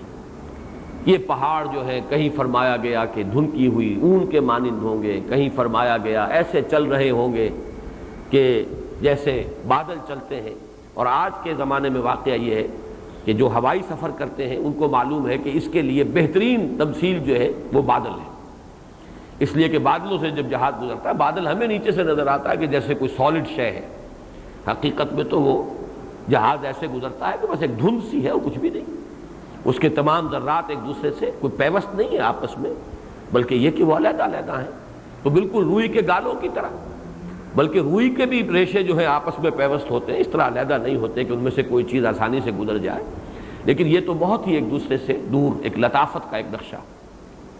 یہ آیات میں سن لیجئے، یہ جو تکون الجبال کالعہن المنفوش جو ہم اس سورہ مبارکہ میں یہ الفاظ پڑھ رہے ہیں، 10 مقامات اور ہیں کہ جن پر قرآن مجید میں یہ نقشہ کھینچا گیا۔ سورۃ الکہف میں فرمایا گیا وَيَوْمَ نُسَيِّرُ الْجِبَالَ وَتَرَى الْأَرْضَ بَارِزَةً وَحَشَرْنَاهُمْ فَلَمْ نُغَادِرْ مِنْهُمْ أَحَدًا، جس دن کہ ہم پہاڑوں کو چلائیں گے اور تم دیکھو گے زمین کو کہ ننگی ہو جائے گی۔ پہاڑ جو ہے زمین کو ڈھانپے ہوئے ہیں، یہ چلیں گے تو زمین نیچے سے نکل آئے گی، ننگی ہو جائے گی، بوجھ ہٹ جائے گا۔ سورہ طٰہٰ میں فرمایا وَيَسْأَلُونَكَ عَنِ الْجِبَالِ قُلْ يَنسِفُهَا رَبِّي نَسْفًا فَيَذَرُهَا قَاعًا صَفْصَفًا۔ اے نبی آپ سے پہاڑوں کے بارے میں پوچھتے ہیں کہ تم کہتے ہو قیامت آئے گی، تو یہ پہاڑوں کا کیا ہوگا؟ تم کہتے ہو زمین چٹیل ہو جائے گی، اذا الارض مدت، زمین کو کھینچ دیا جائے گا، تو یہ پہاڑ اتنی عظیم چیز ہے، اتنے بڑے بڑے بوجھ، ان کا کیا ہوگا؟ قُلْ يَنسِفُهَا رَبِّي نَسْفًا، کہہ دیجئے میرا رب ان کو ریزہ ریزہ کر دے گا، فَيَذَرُهَا قَاعًا صَفْصَفًا، اور زمین کو بالکل چٹیل صاف میدان بنا کر چھوڑ دے گا۔ سورۃ النمل میں فرمایا وَتَرَى الْجِبَالَ تَحْسَبُهَا جَامِدَةً وَهِيَ تَمُرُّ مَرَّ السَّحَابِ، اور تم دیکھتے ہو پہاڑوں کو، تم سمجھتے ہو بڑی جامد شے ہے، بڑی ٹھوس شے ہے، بہت ہی پختہ چیز ہے، بڑی مضبوط شے ہے، اور قیامت کے دن تم دیکھو گے یہ ایسے چل رہے ہوں گے جیسے بادل چلتے ہیں۔ اور مختصر صورت جو آخری صورتیں ہیں، بلکہ نزول کے اعتبار سے ابتدائی صورتیں، چھوٹی چھوٹی آیات جہاں ہیں، ان میں یہ مضمون جو آیا ہے سورۃ الطور میں وَتَسِيرُ الْجِبَالُ سَيْرًا، یہ پہاڑ چلیں گے جیسے کہ چلتا ہے کوئی شے، چلتی ہے، حقیقت کا چلنا، یہ صرف محاورہ نہیں ہے۔ وَبُسَّتِ الْجِبَالُ بَسًّا وَتَكُونُ الْجِبَالُ كَالْعِهْنِ، سورہ معارج میں یہی اون کا دھنکی ہوئی اون۔ وَكَانَتِ الْجِبَالُ كَثِيبًا مَهِيلًا، سورہ مزمل میں یہ پہاڑ ایسے ہو جائیں گے جیسے پھسلواں ریت ہوتی ہے، ریت جو ہے علیحدہ علیحدہ ذرے کہ جو پھسلتی ہے۔ اور سورہ مرسلات میں آیا وَإِذَا الْجِبَالُ نُصِفَتْ، یہ وہی لفظ ہے جو سورہ طٰہٰ میں آ چکا ہے، يَنسِفُهَا رَبِّي نَسْفًا، جب یہ پہاڑ زیرہ زیرہ کر دیے، ریزہ ریزہ کر دیے جائیں گے۔ سورۃ النبا میں آ چکا ہے وَسُيِّرَتِ الْجِبَالُ فَكَانَتْ سَرَابًا، یہ سراب کا لفظ آ گیا، جو سورہ نور کے حوالے سے بھی آج آیا تھا، وہ ریت، چمکتی ہوئی ریت جو پڑی ہوتی ہے دور چٹیل میدان میں، جسے آدمی پانی سمجھتا ہے۔ سیرت الجبال فکانت سرابا، یہ پہاڑ چلائے جائیں گے اور ایسے ہو جائیں گے جیسے وہ چٹیل میدان میں ریت پڑی ہوئی۔ اور سورۃ التکویر میں فرمایا تھا وَإِذَا الْجِبَالُ سُيِّرَتْ، جبکہ یہ پہاڑ چلا دیے جائیں گے۔ تو وہی مضمون یہاں ہے وَتَكُونُ الْجِبَالُ كَالْعِهْنِ الْمَنْفُوشِ فَأَمَّا مَنْ ثَقُلَتْ مَوَازِينُهُ فَهُوَ فِي عِيشَةٍ رَاضِيَةٍ، تو وہ کہ جن کی تولیں بھاری ہوں گی، جن کے وزن کیے جانے والے اعمال بھاری ہوں گے، تو وہ ہوں گے ایسی زندگی میں جو بہت ہی پسندیدہ ہوگی، راضیہ، جس وہ زندگی یہ گویا کہ اس کی صفت کے طور پر آیا بہت پسندیدہ۔ وَأَمَّا مَنْ خَفَّتْ مَوَازِينُهُ، اور وہ کہ جن کے وہ موزون وزن کی ہوئی شیئیں، وزن کیے ہوئے اعمال ہلکے ہوں گے، فَأُمُّهُ ہاویہ، تو ان کا ٹھکانہ ہوگی ہاویہ۔ ہاویہ کہتے ہیں کوئی کھائی یا کھڈ۔ ہوا یہوی کے معنی ہوتا ہے کہیں نیچے گرنا، جیسے کہ سورہ حج میں آیا ہے وَمَن يُشْرِكْ بِاللَّهِ فَكَأَنَّمَا خَرَّ مِنَ السَّمَاءِ فَتَخْطَفُهُ الطَّيْرُ وَتَهْوِي بِهِ الرِّيحُ فِي مَكَانٍ سَحِيقٍ، جو اللہ کے ساتھ شرک کرتا ہے وہ تو ایسے ہے جیسے آسمان سے کسی کو شے کو گرا دیا گیا ہو، پھر یا تو اسے جو شکاری پرندے ہیں وہ اچک کر لے جائیں، اور یا یہ کہ ہوا اسے لے جا کر کسی گہرے کھڈ میں ڈال دے۔ ہوا یہوی، اسی سے ہاویہ، کھائی، گرا دینے والی شے، کہ ذرا سا پاؤں اگر پھسل گیا تو پھر آدمی جو ہے وہ بڑی گہرائی کے اندر گیا اور اس کی ہڈیاں جو ہے ان کا سرما بن گیا۔ تو یہ ہاویہ ہے۔ وما ادراک ما ہی، اور تم نے کیا سمجھا وہ کیا ہے؟ یہ ہاویہ جسے کہا جا رہا ہے کیا ہے؟ ماہیہ میں جو ہے یہ صرف فواصل آیات کے اعتبار سے اور سکتے کے لیے، ورنہ اصل ہے ہیا، ہے مجرور اور یا زبر، یہ ہے جو ہوا ہیا، ہوا کی مؤنث ہیا، وما ادراک ما ہی، اور تمہیں کیا معلوم وہ کیا ہے، حامیہ کیا ہے۔ لیکن چونکہ آیات جو ہے ان کے اندر جو ایک صوتی آہنگ ہے اس کے لیے بھی ہا کا اضافہ ہے، اور سکتے کے لیے بھی یہ قاعدہ ہے کہ ایک اضافی ہے آ جاتی۔ ما ہی، کیا تم سمجھتے ہو کہ وہ کیا ہے؟ نار حامیہ، آگ ہے دہکتی ہوئی، بھڑکتی ہوئی۔ ان آیات میں جو اصل مضمون ہے جس پر تفصیل سے ذرا غور کرنا ہوگا وہ یہ ہے کہ موازین سے مراد کیا ہے۔ اما من ثقلت موازینہ واما من خفت موازینہ، مراد کیا ہے؟ موازین جو ہے لفظی طور پر میزان کی جمع بھی ہو سکتی ہے، موزون کی جمع بھی ہو سکتی ہے۔ میزان وہ آلہ ہے جس میں تولا جاتا ہے کسی شے کو، موزون وہ شے ہے جو تولی جاتی ہے، جس کا وزن کیا جاتا ہے، وزن سے مفعول۔ یہ جو آلہ ہے ایک تولنے کا میزان، اگرچہ بعض روایات سے یہ معلوم ہوتا ہے، حضرت حسن بصری رحمۃ اللہ علیہ کا قول ہے، اور ظاہر بات ہے کہ تابعی ہیں، ان کا قول جو ہے اس کو ایک خود اپنی جگہ پر ایک سند ہونے کی حیثیت حاصل ہے۔ ہو سکتا ہے کہ یہ حضور صلی اللہ علیہ وسلم ہی سے کوئی شے منقول ہوئی ہے، مرفوع نہیں ہے، اور یہ مرسل کوئی بات ہو، اگرچہ یہ کہ اس میں انہوں نے حضور صلی اللہ علیہ وسلم کی طرف اس کو منسوب بھی نہیں کیا۔ عن الحسن، حضرت حسن بصری سے یہ مروی ہے کہ ان کا قول ہے ہوا میزان لہو کے فتان و لسان وہو بید جبرائیل علیہ الصلوۃ والسلام، وہ میزان ہے قیامت میں جو نصب کی جائے گی، اور اس کی ایک زبان بھی ہوگی وہ جو جہاں سے پکڑا جاتا ہے، اور دو اس کے پلڑے ہوں گے، اور یہ ہاتھ میں ہوگی حضرت جبرائیل کے علیہ الصلوۃ والسلام، اور اس میں یہ اعمال جو ہے وہ تولے جائیں گے۔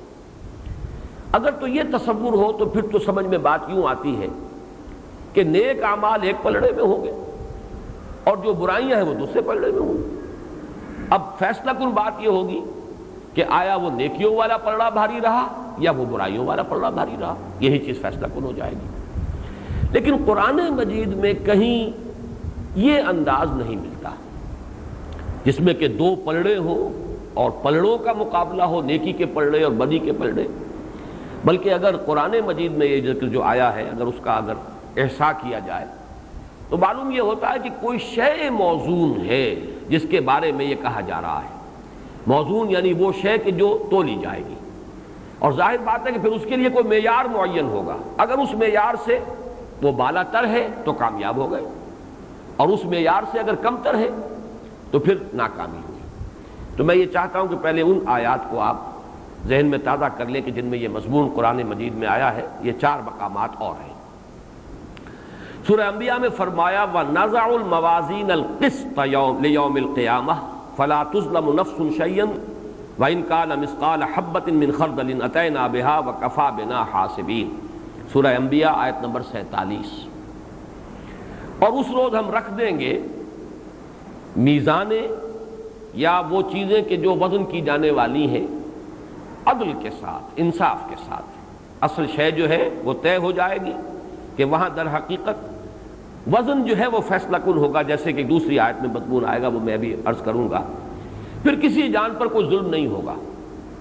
اگر ایک رائی کے دانے کے برابر بھی کوئی عمل ہے، اب یہاں پر نیکی یا بدی میں سے کسی کا تذکرہ نہیں، وَإِنْ كَانَ مِثْقَالَ حَبَّةٍ مِّنْ خَرْدَلٍ أَتَيْنَا بِهَا، چاہے وہ رائی کے دانے کے برابر ہو، جیسے سورہ لقمان میں بھی آیا ہے یا بنی انہا ان تک مثقال حبۃ من خردل فتکن فی صخرۃ او فی السماوات او فی الارض یأت بہ اللہ، وہاں بھی نیکی یا بدی کا لفظ استعمال نہیں ہوا۔ انسانی اعمال، مجرد اعمال، خواہ وہ رائی کے دانے کے برابر ہوں، پھر خواہ وہ کہیں کسی چٹان میں ہوں، زمین کے پیٹ میں گھس کر کیے گئے ہوں، فضا میں یا خلا میں وہ عمل کیا گیا ہو، اللہ تعالیٰ لے آئے گا۔ اللہ بہت باریک بین ہے، باخبر ہے۔ اسی طرح یہاں ہے وَإِنْ كَانَ مِثْقَالَ حَبَّةٍ مِّنْ خَرْدَلٍ أَتَيْنَا بِهَا وَكَفَىٰ بِنَا حَاسِبِينَ، ہم کافی ہیں حساب کرنے کے لیے۔ سورۃ الاعراف کی آیات 8 اور 9 میں فرمایا وَالْوَزْنُ يَوْمَئِذٍ الْحَقُّ، اس کے دونوں مفہوم ہیں۔ وزن ہی اس دن فیصلہ کن ہوگا، وزن ہی سے بات طے ہوگی، اور یہ بھی کہ حق ہی میں اس روز وزن ہوگا، باطل میں وزن ہوگا ہی نہیں۔ باطل چاہے پہاڑ کے مانند نظر آ رہا ہو، اس کا وزن نہیں ہوگا، اس کی حقیقت ہے ہی نہیں۔ وہ بات جو میں ابھی عرض کر چکا ہوں 3 مقامات کے حوالے سے کہ نیکیوں کا انبار ہوگا، لیکن اصل میں تو وہ راکھ کا ایک ڈھیر ہوگا، اس میں وزن ہوگا ہی نہیں۔ یہ دونوں مفہوم ذہن میں رکھیے۔ والوزن یومئذ الحق، وزن ہی اس روز حق ہوگا، یعنی وزن ہی فیصلہ کن ہوگا، اور نمبر 2 حق ہی میں اس روز وزن ہوگا۔ فمن ثقلت موازینہ فاولئک هم المفلحون، تو جن کی وہ تولیں، ایک لفظ میں جو ہے بار بار لا رہا ہوں، اس کی وضاحت بعد میں ہو جائے گی، جن کی تولیں بھاری ہوں گی تو وہ ہوں گے فلاح پانے والے۔ ومن خفت موازینہ فاولئک الذین خسروا انفسهم بما كانوا بآیاتنا یظلمون، اور جن کی تولیں ہلکی ہوں گی تو وہ ہیں کہ جنہوں نے اپنے آپ کو خسارے میں ڈالا ہماری آیات کی ناقدری کرنے کے باعث۔ یہاں تقریباً وہی الفاظ آ گئے کہ جو سورۃ القارعہ میں ہم پڑھ رہے ہیں۔ تیسرا مقام ان الذین کفروا بآیات ربہم ولقائہ فحبطت اعمالہم فلا نقیم لہم یوم القیامۃ وزنا، یقیناً وہ لوگ کہ جنہوں نے اپنے رب کی آیات کا انکار کیا اور اس سے ملاقات کے امیدوار نہیں رہے، انکار کیا، کوئی ملاقات نہیں، کوئی آخرت نہیں، لیکن یہ کہ وہ اعمال تو کرتے رہے، کچھ نیکیاں، دکھاوے کی نیکیاں، حبطت اعمالہم، ان کے تمام اعمال حبط ہو جائیں گے۔ ولا نقیم لہم یوم القیامۃ وزنا، اور ان کے لیے ہم کوئی وزن قرار نہ دیں گے قیامت کے دن۔ ان اعمال کا کوئی وزن نہیں ہوگا، ان کے لیے کوئی وزن نہیں ہوگا، چاہے اعمال کتنے ہی بھاری بھرکم ہوں، جیسے کہ 3 آیات کے حوالے سے میں پہلے بیان کر چکا۔ چوتھا مقام ہے یہ سورۃ المومنون آیات 101 تا 103۔ فَإِذَا نُفِخَ فِي الصُّورِ فَلَا أَنْسَابَ بَيْنَهُمْ يَوْمَئِذٍ وَلَا يَتَسَاءَلُونَ، جب سور میں پھونک ماری جائے گی تو اس دن اب ان کے لیے نہ تو کوئی آپس کے نسب مفید ہوں گے، نہ ایک دوسرے کا کوئی حال پوچھے گا۔ نفسی نفسی یوم یفر المرء من اخیہ وامہ وابیہ وصاحبتہ وبنیہ لکل امرئ منہم یومئذ شأن یغنیہ، یہ کیفیت ہوگی۔ فلا انصاب بینہم یومئذ ولا یتساءلون فمن ثقلت موازینہ فاولئک هم المفلحون، تو جن کی تولیں بھاری ہوں گی وہی ہوں گے فلاح پانے والے۔ ومن خفت موازینہ فاولئک الذین خسروا انفسهم فی جہنم خالدون، یہ وہ لوگ ہوں گے کہ جنہوں نے اپنے آپ کو خسارے میں ڈال دیا اور وہ جہنم میں ہوں گے ہمیشہ ہمیشہ رہنے والے۔ تو 3 مقامات ہو گئے قرآن مجید کے جن میں ثقلت موازینہ، اور خفت موازینہ کا ذکر آیا ہے. ایک یہ سورہ قارعہ جو ہم پڑھ رہے ہیں، ایک سورہ اعراف اور ایک سورہ مومنون. ان کو اب سمجھیے کہ یہاں پہ مراد کیا ہے. موازین، میں نے عرض کیا تھا کہ ایک تو مفہوم یہ ہے کہ اس سے مراد موازین میزان کی جمع ہے، اگرچہ حضرت حسن بصری کا قول بھی ہے، اور لیکن یہ کہ واقعہ یہ ہے کہ قرآن مجید کا جو اسلوب ہے اس کے ساتھ یہ میزان کا کوئی تصور جو ہے مطابقت نہیں رکھتا. واللہ اعلم، یہ حقائق ہیں اس عالم کے کہ جن کی اصل حقیقتوں کو پوری طرح سمجھنا اور ان کا ادراک اور شعور جو ہے کامل انداز میں، وہ یہاں ممکن نہیں ہے. وہ تو حقیقت وہاں کھلے گی. ویسے تو میزان آج کل ہمارے پاس وہ بھی ہوتی ہے جس کے دو پلڑے نہیں ہوتے. سپرنگ بیلنس جو ہے وہ تو ایک ہی شے ہے، اس کے ساتھ آپ نے لٹکا دیا اور آپ کو معلوم ہو گیا کہ اس کا وزن اتنا ہے. اور اب جس طرح کے الیکٹرانک جو ہے وہ تو مختلف قسم کی میزانیں آ گئی ہیں. لیکن ایک رائے جو زیادہ قوی معلوم ہوتی ہے وہ یہ ہے کہ موازین سے مراد ہے موزون، اور موزون ہوں گے صرف وہ اعمال جو خلوص اور اخلاص پر مبنی ہوں. وہ اعمال صالحہ جو ایمان کے ساتھ کیے گئے اور خلوص و اخلاص کے ساتھ کیے گئے، صرف وہی ہوں گے جن کو وزن کیا جائے. باقی ریاکاری والے اعمال حبام منصورہ، اڑا دیے جائیں گے، وزن کیے ہی نہیں جائیں گے. جس ایمان کے پیچھے آخرت کا ایمان نہیں تھا، جن اعمال کے پیچھے، جن کی پشت پر یا جن کی تہ میں، جن کی بنیاد میں، ان کو وزن کیا ہی نہیں جائے گا. اولئک الذین کفروا بآیات ربہم ولقائہ فحبطت اعمالہم فلا نقیم لہم یوم القیامۃ وزنا. ان کا وزن ہے ہی نہیں. یہ بھی ترجمہ ہو سکتا ہے ان کا کوئی وزن قرار نہیں دیا جائے گا، یا ان کے لیے ہم میزان کھڑی نہیں کریں گے، ان کو تولنے کا کوئی سوال ہی نہیں. تو معلوم ہوا کہ جیسے کہ میں عرض کر چکا ہوں سورہ زلزال اور سورۃ العادیات کے حوالے سے یہ چوتھی ڈائمنشن ایڈ کر لیجئے اس وقت. پہلے تو یہ کہ ایک عمل ہے ظاہر کے اعتبار سے نیکی ہے، ظاہر کے اعتبار سے بدی ہے. اس کا ذکر سورۃ الزلزال میں ہو گیا. یومئذ یصدر الناس اشتاتا لیروا اعمالهم فمن یعمل مثقال ذرۃ خیرا یرہ ومن یعمل مثقال ذرۃ شرا یرہ. دوسری ڈائمنشن، اب نیتوں کا سوال آیا. یہ نیکیاں جو ہے ان کے پیچھے خلوص بھی تھا، ان کی تہ میں للہیت بھی تھی کہ نہیں، یا یہ کہ ریاکاری کی نیکیاں تھی جو اس میں بھی اب آگے نکل آئیں. خلوص اور اخلاص کے ساتھ کیے جانے والے نیک اعمال اب وہ ہوں گے کہ جن کو تولا جائے گا. لیکن چوتھی ڈائمنشن آ رہی ہے، یا تھرڈ ڈائمنشن کہیے صحیح معنی میں، کہ یہ جو وزن ہے کس معیار کے مقابلے میں کیا جائے گا. ایک ہدف ہوتا ہے کہ اس تک اگر یہ وزن جو ہے نیکیوں کے، مخلصانہ نیکیوں کے اعمال، وہ جو سورۃ البینہ میں ہم پڑھ چکے ہیں، مخلصین لہ الدین حنفاء، اخلاص کے ساتھ بندگی کی گئی ہو اللہ کی، وہ اگر کیفیت ہے، یہ اعمال خاص حد تک پہنچیں گے تو انسان اس کو کہا جائے گا ثقلت موازین ہو. اس کی یہ نیکیوں کے جو موزون نیکیاں ہیں، قابل وزن جو نیکیاں ہیں، جن کو وزن کیا جا رہا ہے، جو اخلاص پر مبنی تھی، یہ اس حد تک پہنچ گئی ہیں. تو وہ معیار معین ہوگا کس شے سے. اگرچہ یہاں ان صورتوں میں وہ بات مذکور نہیں ہے، لیکن وہ بہت اہم نکتہ ہے اور اس کو قرآن مجید میں دوسرے مقامات پر واضح کیا گیا ہے. تمام انسانوں کے لیے وہ معیار ایک ہی نہیں ہے، اس لیے کہ مختلف انسان دنیا میں جو آئے ہیں تو مختلف کیفیات لے کر آئے ہیں. ہر ایک کی اپنی وسعت ہے. لا یکلف اللہ نفسا الا وسعها. ہر شخص کو جانچا جائے گا اس کی وسعت کے اعتبار سے. لا تکلف نفس الا وسعها.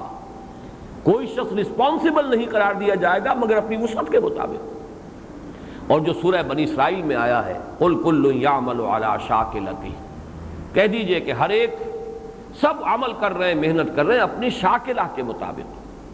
شاکلہ اصل میں یہ وہ ہے جو میں پہلے بیان کر چکا ہوں، میکڈوگل کا جو فلسفہ ہے، ماہر نفسیات میکڈوگل، کہ انسانی شخصیت دو عوامل کا حاصل ضرب ہے.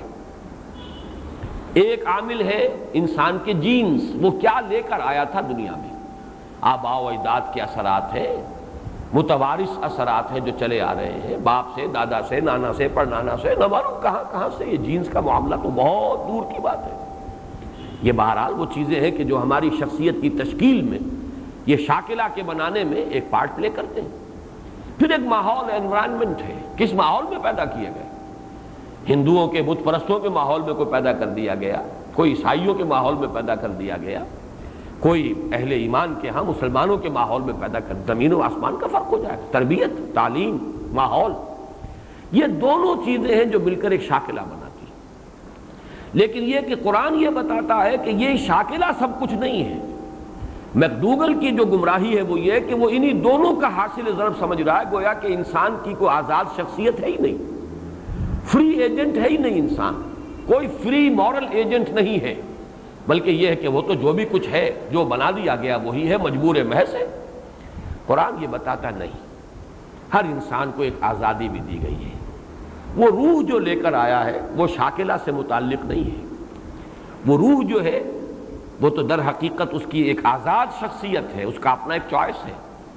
یہ روح جو ہے اگرچہ اسی شاکلہ کے اندر، جس کو میں نے بارہا اس انگریزی محاورے سے تعبیر کرنے کی کوشش کی ہے کہ one can not outgrow his skin, کھال ہے، یہ کھال جو ہے، اب میں اپنی اس کھال سے باہر نہیں نکل سکتا، خواہ اور کتنا فربا ہو جاؤں، موٹا ہو جاؤں، تو کھال جو ہے وہ پھیلتی چلی جائے گی، میں رہوں گا کھال کے اندر۔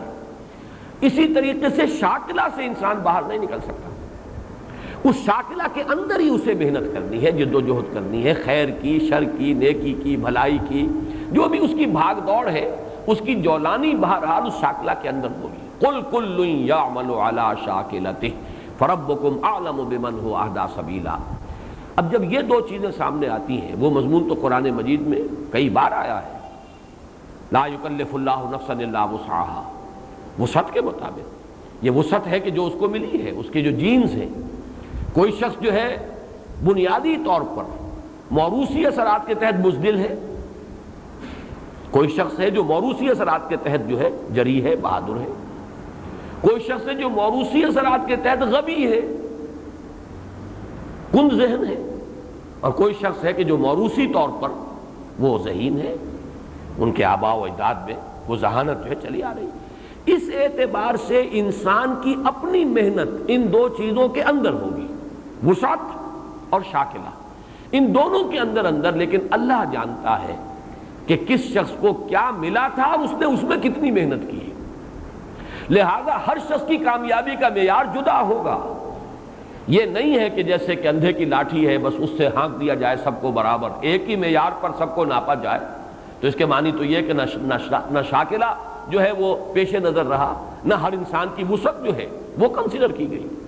تو گویا کہ محسوس ہوتا ہے دو چیزیں جو واللہ اعلم، ان چیزوں میں یقین کے ساتھ حتمی طور پر کوئی بات نہیں کہی جا سکتی، میں بیان کر چکا ہوں، دونوں ہی ترجمے ہو سکتے ہیں، موازین میزان کی جمع بھی ہو سکتی ہے، اور میزان سے مراد کیا، ایک پلڑے میں نیکیاں ایک میں برائیاں تول دی جائیں، لیکن یہ انداز کہیں اگر حدیث میں ہو تو ہو، میں تیقن کے ساتھ نہیں کہہ سکتا، قرآن مجید میں کہیں نہیں۔ قرآن مجید میں تو ایک ہی شے ہے، وہ یا بھاری ہے یا ہلکی ہے، یعنی وزن کیے جانے والے ہیں ہی نیک اعمال، اور نیک اعمال بھی جو خلوص اور اخلاص کے ساتھ ایمان حقیقی کی بنیاد پر صرف اللہ کی رضاجوئی کے لیے کی گئی، انہی میں وزن ہے اور کسی شے میں وزن ہی نہیں۔ باقی تو حبام منصورہ ہیں، وہ تو کرماد اشتدت بہ الریح فی یوم عاصف، وہ تو ایک راکھ کا ڈھیر ہے جو کہ بس ایک جھونکا آیا ہو گیا، ختم ہو گیا۔ لا نقیم لہم یوم القیامت وزنا، ان کا کوئی وزن ہے ہی نہیں، ان کو تولا جائے گا ہی نہیں۔ تو تولی جانے والی صرف نیکیاں ہیں، اور نیکی بھی وہ جو اخلاص پر مبنی ہو۔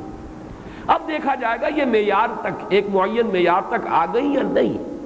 فرض کیجئے 33% ہم اگر پاس مارکس رکھتے ہیں تو کسی شخص کا جو بھی شاکلہ تھا، جو اس کی وسعت تھی، اس کے اعتبار سے جتنا ہونا چاہیے تھا، اگر اس میں 33% ہو گیا تو کامیاب ہو گیا، لیکن اگر اس کے اعتبار سے 33% بھی نہیں ہوا تو ناکام ہے۔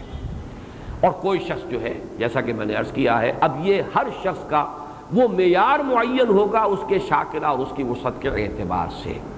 ھذا ما عندی والعلم عند اللہ فاما من ثقلت موازینہ فهو فی عیشۃ راضیہ واما من خفت موازینہ فامہ ہاویہ وما ادراک ما ہی نار حامیہ۔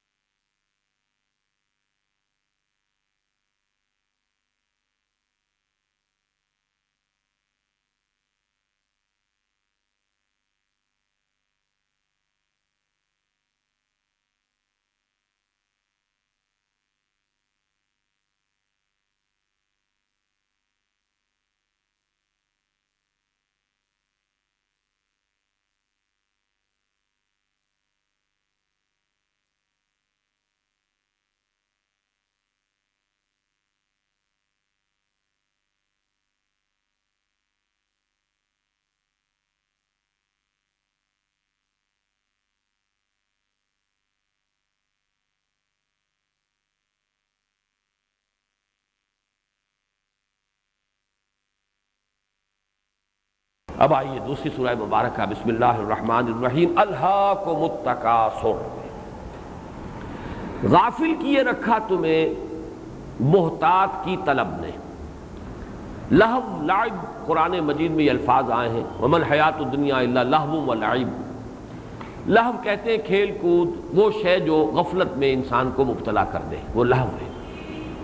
الہا یلہو، یہ گویا کہ اس سے یہ باب افعال ہے۔ الہاکم التکاثر، تمہیں غافل کیے رکھا کثرت نے۔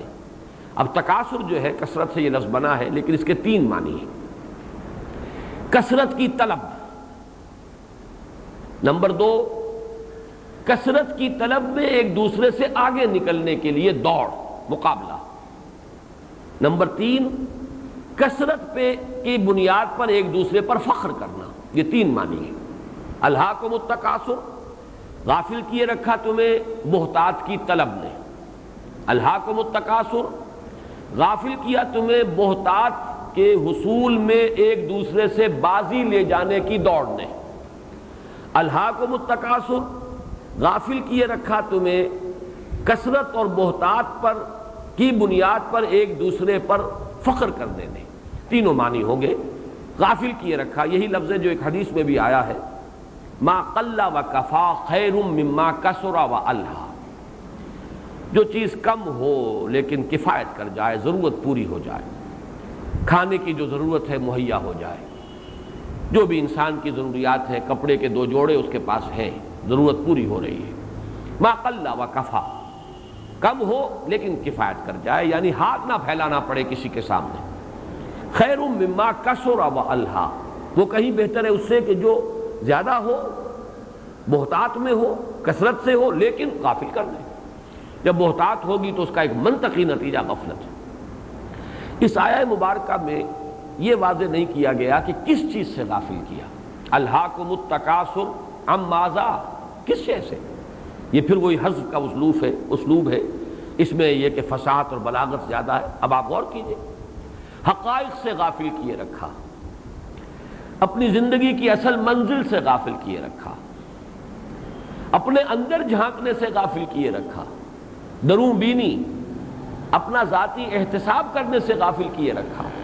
اب یہ تمام چیزیں جو ہیں گویا کہ یہاں پر محذوف کے درجے میں آئیں گی۔ اس میں انسان اپنی سوچ، اپنی فکر، اپنے مزاج کے مطابق فل ان دی بلینک، وہ حذف جو ہے اس خلا کو پر کر سکتا ہے۔ لیکن حاصل کیا؟ الہاکم التکاثر، غافل کیے رکھا تمہیں محتاط کی طلب نے، یا محتاط کے حصول میں ایک دوسرے پر بازی لے جانے کی دوڑ نے، یا محتاط کی بنیاد پر ایک دوسرے پر تفاخر کرنے نے۔ حتی زرتم المقابر، یہاں تک کہ تم جا پہنچے قبروں تک۔ اس میں بعض روایات آئی ہیں کہ یہ شان نزول کی جس طرح کی روایات ہوتی ہیں کہ دو گروہوں اور قبیلوں کے مابین کچھ مقابلہ ہو رہا تھا، آپس میں تفاخر اور تباہی کی باتیں ہو رہی تھی، ہمارے پاس یہ ہے، ہمارے پاس یہ ہے، ہمارے پاس یہ ہے، ہمارے پاس یہ ہے۔ اس میں کہیں یہ بھی بات آ گئی، یہ پرانی قبائلی زندگی کے اندر کثرت جو ہوتی ہے کسی قبیلے کی، کثرت نفوس، یہ بھی قابل فخر شے ہوتی ہے۔ تو اپنے زندوں کی کثرت کے ساتھ ساتھ انہوں نے کہا چلو اپنے اپنے قبرستان گن لو، ہماری کتنے قبریں ہیں اور تمہاری قبریں کتنی ہیں۔ لیکن یہ کہ یہ کوئی ایسی پختہ اور مستند روایت بھی نہیں ہے، اور کچھ اس مضمون کے ساتھ اس کی مطابقت بھی نہیں۔ حتیٰ زرتم المقابر سے مراد یہ کہ یہ محتاط کی طلب انسان کا پیچھا نہیں چھوڑتی جب تک کہ وہ قبر میں اتر نہ جائے۔ ایک حدیث میں بھی یہ مضمون آیا ہے کہ انسان کے پاس اگر ایک وادی ہو دولت کی بھری ہوئی، سونے کی بھری ہوئی، وہ دوسری کا طالب ہو جائے گا، دوسری ہو تیسری کا طالب ہو جائے گا۔ انسان کی حرص کو قبر کی مٹی کے سوا کوئی اور شے پر نہیں کر سکتا۔ اور اس کا مشاہدہ ہوتا ہے، کتنے ہی لوگ ہیں سرمایہ دار جن کے پاس اتنی کچھ دولت ہے کہ بالیقین یہ کہا جا سکتا ہے کہ ان کی آئندہ کئی نسلوں کے لیے کفایت کرنے والی ہے، لیکن یہ کہ پھر بھی چاہے وہ عین قبروں میں اپنی ٹانگیں لٹکائے بیٹھے ہوں، لیکن یہ کہ وہ محتاط کی جو طلب ہے وہ ختم نہیں ہوتی۔ یہی وہ سورہ حدید کے اندر بھی جو مضمون آیا ہے، اعلموا انما الحیات الدنیا لعب ولہو وزینۃ وتفاخر بینکم وتکاثر فی الاموال والاولاد۔ یہ تکاثر فی الاموال والاولاد یہ ختم نہیں ہوتی، یہ تو بالکل موت کے دہانے تک بھی انسان پہنچا ہوا اور قبر کے کنارے بیٹھا ہوا ہو، بلکہ اپنی ٹانگیں لٹکائی ہوئی ہوں قبر میں، تب بھی یہ بہتات کی طلب ختم نہیں ہوتی۔ الہاکم التکاثر، تمہیں غافل کیے رکھا یا غافل کیے رکھتی ہے بہتات کی طلب، یا بہتات پر فخر کرنے کا جذبہ، یا بہتات میں ایک دوسرے سے آگے نکلنے کا مقابلہ، یہاں تک کہ تم جا پہنچتے ہو قبروں تک۔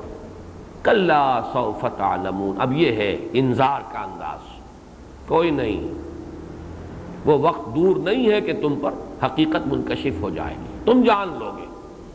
سوفا کہا ہے یہ، حالانکہ سین کے ساتھ بھی یہ بات آ سکتی تھی، لیکن ایک تو وہ آہنگ والی بات ہے، اس لیے کہ موت تو انسان کے سر پر جیسے کہ تلوار لٹکی ہوئی ہو، موت منڈلا رہی ہے ہمیشہ ہر شخص کے سر پر، اس کی موت کچھ پتہ نہیں، اگلے ہی لمحے آ جائے، لہذا سین کے ساتھ بھی۔ لیکن سوفا، ابھی چونکہ زندگی کا کچھ نظر آ رہا ہے، صحت بھی ہے، بظاہر احوال موت بہت قریب نہیں ہے، لیکن یہ کہ اس میں جو صوتی آہنگ ہے اس کے اعتبار سے کلا سوف تعلمون ثم کلا سوف تعلمون، نہیں ہرگز نہیں، ایک وقت آئے گا کہ حقیقت منکشف ہو جائے گی، اگرچہ وہ وقت وہی ہوگا جو میں نے پہلے مصرع آپ کو سنایا کہ جب آنکھ کھلی گل کی تو موسم تھا خزاں کا، اب کوئی فائدہ نہیں ہوگا۔ یوم یتذکر الانسان وانیٰ لہ الذکریٰ، اس روز ہوش آئے گی، لیکن اس روز کا ہوش آنا کس فائدے کا، کیا حاصل؟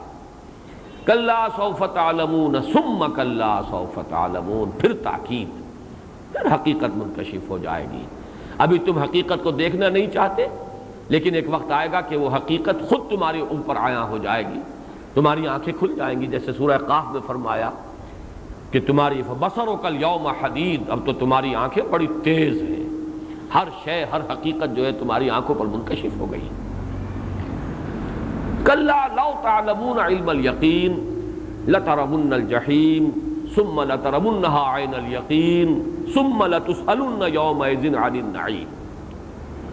کلا لو تعلمون علم الیقین، ہرگز نہیں، اگر تم جان لیتے یقین کا جاننا، یہ جو ہے کلام شرطیہ ہے، لو اس کے دونوں ترجمے ہو سکتے ہیں، اگر تم جان لیتے، کاش کہ تم جان لیتے، یہ تمنائی جو ہے ماضی تمنائی وہ بھی اس انداز میں آتا ہے، کلا لو تعلمون، اگر تم جان لو، کاش کہ تم جان لو۔ لیکن یہ کہ اس کا جواب کیا ہے؟ اگلی آیت جو ہے بظاہر تو احساس ہوتا ہے کہ شاید لترون الجحیم جو ہے یہ اس کا جواب ہے، شرط کا جواب، لیکن ایسا نہیں ہے، اس پر اتفاق ہے تمام مفسرین کا کہ جواب شرط یہاں محذوف ہے، اور اکثر و بیشتر نے تو اس کے فوراً بعد جو ہے محذوف کو مانا ہے، کلا لو تعلمون علم الیقین، ہرگز نہیں، اگر تم جان لو یقین کا جاننا تو حقیقت تم پر منکشف ہو جائے، تو تم سیدھی راہ پر آ جاؤ، تو تم کامیاب ہو جاؤ، تو تمہاری عاقبت سنور جائے، یہ گویا کہ اس کا جواب شرط ہے جو یہاں محذوف ہے۔ کلا لو تعلمون علم الیقین، اگر تم جان لو یقین کا جاننا تو حقیقت تم پر منکشف ہو جائے، تم اپنی زندگی کا رخ درست کر لو گے، تمہاری عاقبت سنور جائے گی، تم اس حاویہ سے بچ جاؤ گے، فَأُمُّهُ حاویہ، تمہارا انجام بخیر ہوگا، یہ گویا کہ جواب شرط ہے جو محذوف ہے۔ لیکن یہ کہ مولانا اصلاحی صاحب کا ایک خیال ہے، اور وہ خیال وزنی ہے، کہ یہ جو اس کے بعد کی آیات آ رہی ہیں تین مزید، لَتَرَوُنَّ الْجَحِيمَ ثُمَّ لَتَرَوُنَّهَا عَيْنَ الْيَقِينِ ثُمَّ لَتُسْأَلُنَّ يَوْمَئِذٍ عَنِ النَّعِيمِ، یہ تینوں بھی در حقیقت کلا لو تعلمون علم الیقین ہی کے تابع ہیں، یہ سارا شرطیہ کلام چل رہا ہے اس صورت کے آخر تک۔ ہرگز نہیں، اگر تم جان لیتے یقین کا جاننا، لازم، اور یہ کہ تم دیکھو گے جہنم کو، جہنم کو دیکھ کر رہو گے، پھر تمہیں دیکھنا ہی ہے اسے، آنکھ والا دیکھنا، یقین کا دیکھنا، اور پھر تم سے لازماً پوچھا جائے گا اور نعمتوں کا حساب لیا جائے گا، تو یہ گویا کہ جواب شرط اب اس کے بعد آئے گا۔ یہ سب کچھ اگر تمہیں معلوم ہو جائے تو تمہاری منزل درست ہو جائے، تمہاری عاقبت سنور جائے، تم انجام بد سے محفوظ ہو جاؤ، تم حاویہ میں گرنے سے بچا لیے جاؤ، تو یہ بھی ایک رائے ہے اور رائے قوی معلوم ہوتی ہے، اگرچہ ذاتی طور پر میری رائے یہ ہے کہ 2 آیات کے بعد جواب شرط کو اگر محذوف مان لیا جائے اور اس کے بعد جو کلام ہے وہ کلام مستانفہ ہے، وہ اپنی جگہ پر ایک نیا کلام شروع ہو رہا ہے، تو بات زیادہ نکھرتی ہے، واللہ عالم۔ میں اپنی اس رائے کے مطابق اب ترجمہ کر رہا ہوں اور وضاحت کر رہا ہوں۔ کلا لو تعلمون علم الیقین لترون الجحیم، ہرگز نہیں، اگر تم جان لیتے یقین کا جاننا کہ تمہیں جہنم کو دیکھنا ہی ہے، کوئی مفر نہیں، اس بات پر اگر تمہیں یقین ہو جائے، اور جو یقین اس وقت ہوگا علم الیقین کے درجے میں، عین الیقین کے درجے میں نہیں، وہ تمہیں علمی طور پر بات کو جاننا ہے، تمہیں استدلال کے حوالے سے جاننا ہے، تمہیں دلیل سے عقل سے بات کو پہچاننا ہے۔ کیا پہچاننا ہے؟ کہ تم دیکھ کر رہو گے جہنم کو، اور یہ مضمون وہ ہے جو قرآن مجید میں دوسرے مقامات پر آیا ہے کہ ہر انسان کو جہنم دکھائی جائے گی، چاہے وہ انجام کار کے اعتبار سے جنتی ہو، لیکن یہ ہے کہ ایک دفعہ لایا جائے گا تاکہ انہیں بھی پتہ لگ جائے کہ ہم کس شے سے بچا لیے گئے، اللہ کا کتنا بڑا احسان ہم پر ہوا ہے، کتنا بڑا کرم ہوا ہے، کس انجام سے اللہ نے ہمیں بچایا ہے۔ چنانچہ سورہ مریم میں فرمایا گیا وَإِن مِّنكُمْ إِلَّا وَارِدُهَا كَانَ عَلَىٰ رَبِّكَ حَتْمًا مَّقْضِيًّا، کوئی نہیں ہے تم میں سے مگر یہ کہ ایک مرتبہ تو آ کر رہے گا جہنم پر۔ وارد کہتے ہیں گھاٹ پر اترنے کو، جیسے کوئی قافلہ آ کر اترا کسی گھاٹ پر، کوئی تالاب ہے پانی پینے کے لیے، کوئی نہر ہے اس کے کنارے پر آ گئے پانی پینے کے لیے، یہ ہے وارد۔ مورد کہتے ہیں گھاٹ، اترنے کی جگہ۔ تو وَإِن مِّنكُمْ إِلَّا وَارِدُهَا كَانَ عَلَىٰ رَبِّكَ حَتْمًا مَّقْضِيًّا، پھر یہ کہ ہم اللہ تعالیٰ کی طرف سے فرمایا کہ پھر ہم بچا لیں گے ان کو جو کہ تقویٰ والے تھے، اور جو جہنمی ہیں وہ اسی کے اندر اوندے منہ پڑے رہ جائیں گے، لیکن ایک دفعہ تو آنا ہی ہے۔ یہی تصور ہے جو ہمارے سامنے ہے۔ سورہ حدید میں یہ جو نقشہ آیا ہے کہ لوگوں کو نور عطا کیا جائے گا اور اس نور سے وہ چلیں گے، وہ جس کو ہم پل صراط کہتے ہیں، کہ جو روشنی ہوگی، ایک مرحلہ ہے جہنمیوں کو اور جنتیوں کو علیحدہ کرنے کے لیے، کہ جو جنتی ہیں جنہوں نے نیک اعمال کیے تھے، ایمان اور اعمال صالحہ کا نور لے کر آئے تھے، وہ گزر جائیں گے اس پل پر سے، اور دوسرے ٹھوکریں کھاتے ہوئے گریں گے، اور پھر ان کے مابین ایک فصیل حائل کر دی جائے گی۔ تو یہ جو دونوں آیات ہیں، اگرچہ یہ شرط اور جواب شرط نہیں ہے، جواب شرط تو محذوف ہے، لیکن یہ دونوں انٹرلاکڈ ہیں، اور یہ ترجمہ جیسے کہ مولانا اصلاحی صاحب نے کہا، یہ کہہ کے لفظ سے ان کو جوڑا جائے گا۔ کلا لو تعلمون علم الیقین لترون الجحیم، کوئی نہیں، اگر تم جان لیتے یقین کا جاننا کہ تمہیں ایک دن لا محالہ اس جہنم کو دیکھنا ہے، وہ تمہارے سامنے آ کر رہے گی، جس کو کہ اوپر فرمایا گیا حاویہ فأمہ حاویہ وما ادراک ما ہی نار حامیہ، اور یہی ہے در حقیقت کہ جو ان دونوں صورتوں کو جو مضمون کے آپس میں جوڑ رہا ہے، انٹرلاک کر رہا ہے۔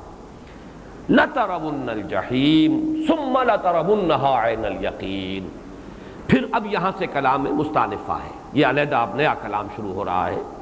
پھر وہ وقت تو آ کر رہنا ہی ہے، یہ تو اس دنیا میں عقل کی آنکھ سے دیکھ لو، یقین، علم والا یقین اگر تمہیں حاصل ہو جائے کہ تمہیں یقیناً دیکھنا ہے جہنم کو، تو پھر یہ کہ تمہاری عاقبت سنور سکتی ہے، تم اس خسران ابدی سے بچ سکتے ہو، والعصر ان الانسان لفی خسر، اس انجام سے اپنے آپ کو بچا سکو گے۔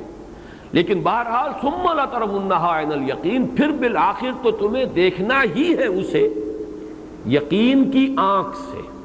اب یہاں پہ عین الیقین آیا، مشاہدے پر مبنی یقین۔ میں ابھی یقین کے سلسلے میں چند باتیں ابھی عرض کروں گا آپ سے بعد میں، وہ ایک علیحدہ بحث ہے حکمت قرآن کی۔ ابھی یہ ترجمے کو اور جو اس کا جو ایک ترکیب ہے اس کو سمجھ لیجئے۔ ثم لتسألن یومئذ عن النعیم، پھر لازماً تم سے سوال ہوگا، پوچھے جاؤ گے، محاسبہ ہوگا نعمتوں کے بارے میں، کون کون سی نعمتیں ہم نے تمہیں دی تھیں۔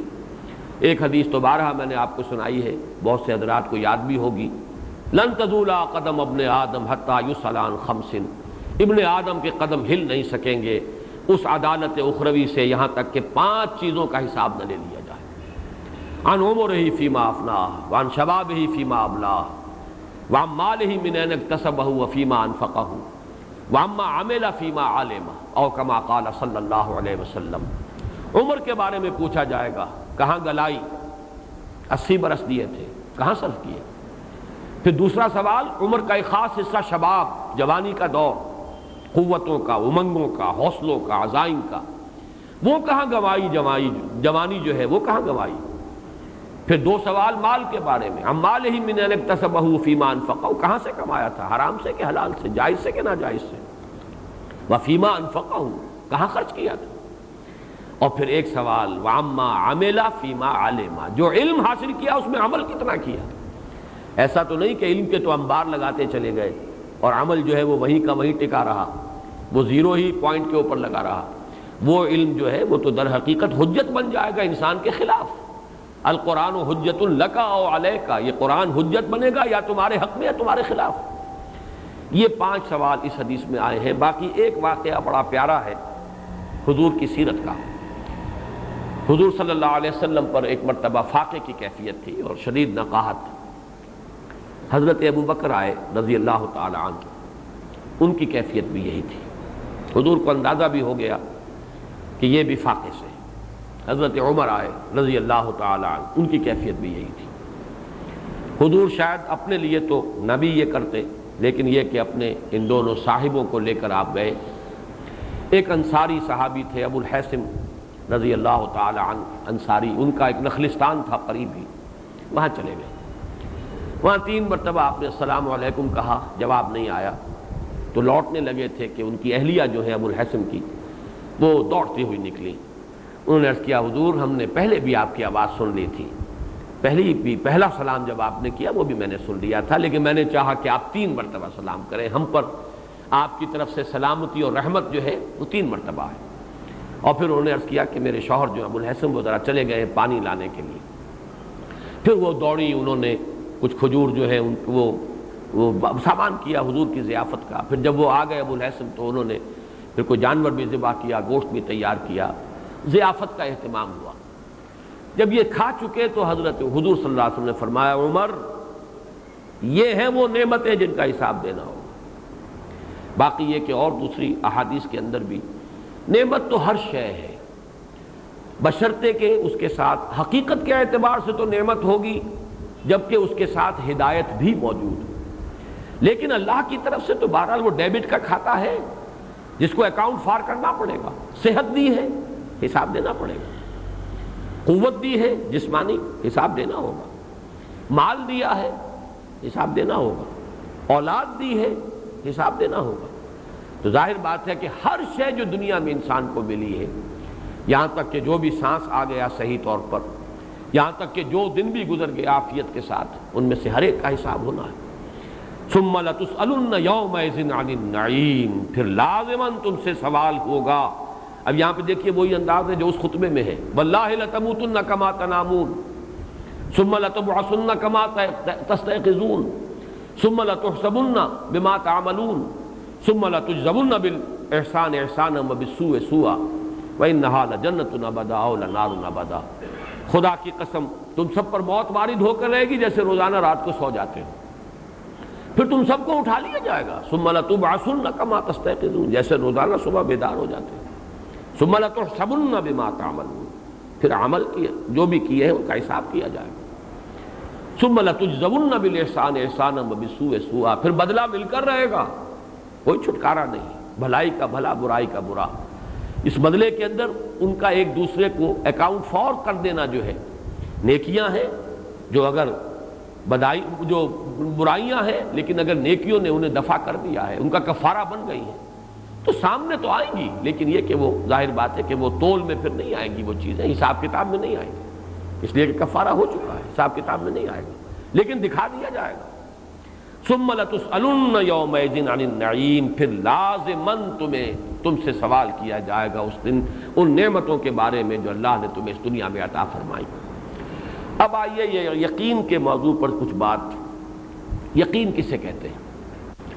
اس کا بھی میں نے استقصاء کیا ہے، قرآن مجید میں یہ لفظ کس کس انداز میں آیا ہے، اس لیے کہ جیسے ہمارے ہاں خاص طور پہ صوفیہ کے ہاں یہ مضامین زیر بحث آتے ہیں، جیسے نفس انسانی کی 3 کیفیات، نفس امارہ، نفس لوامہ، نفس مطمئنہ۔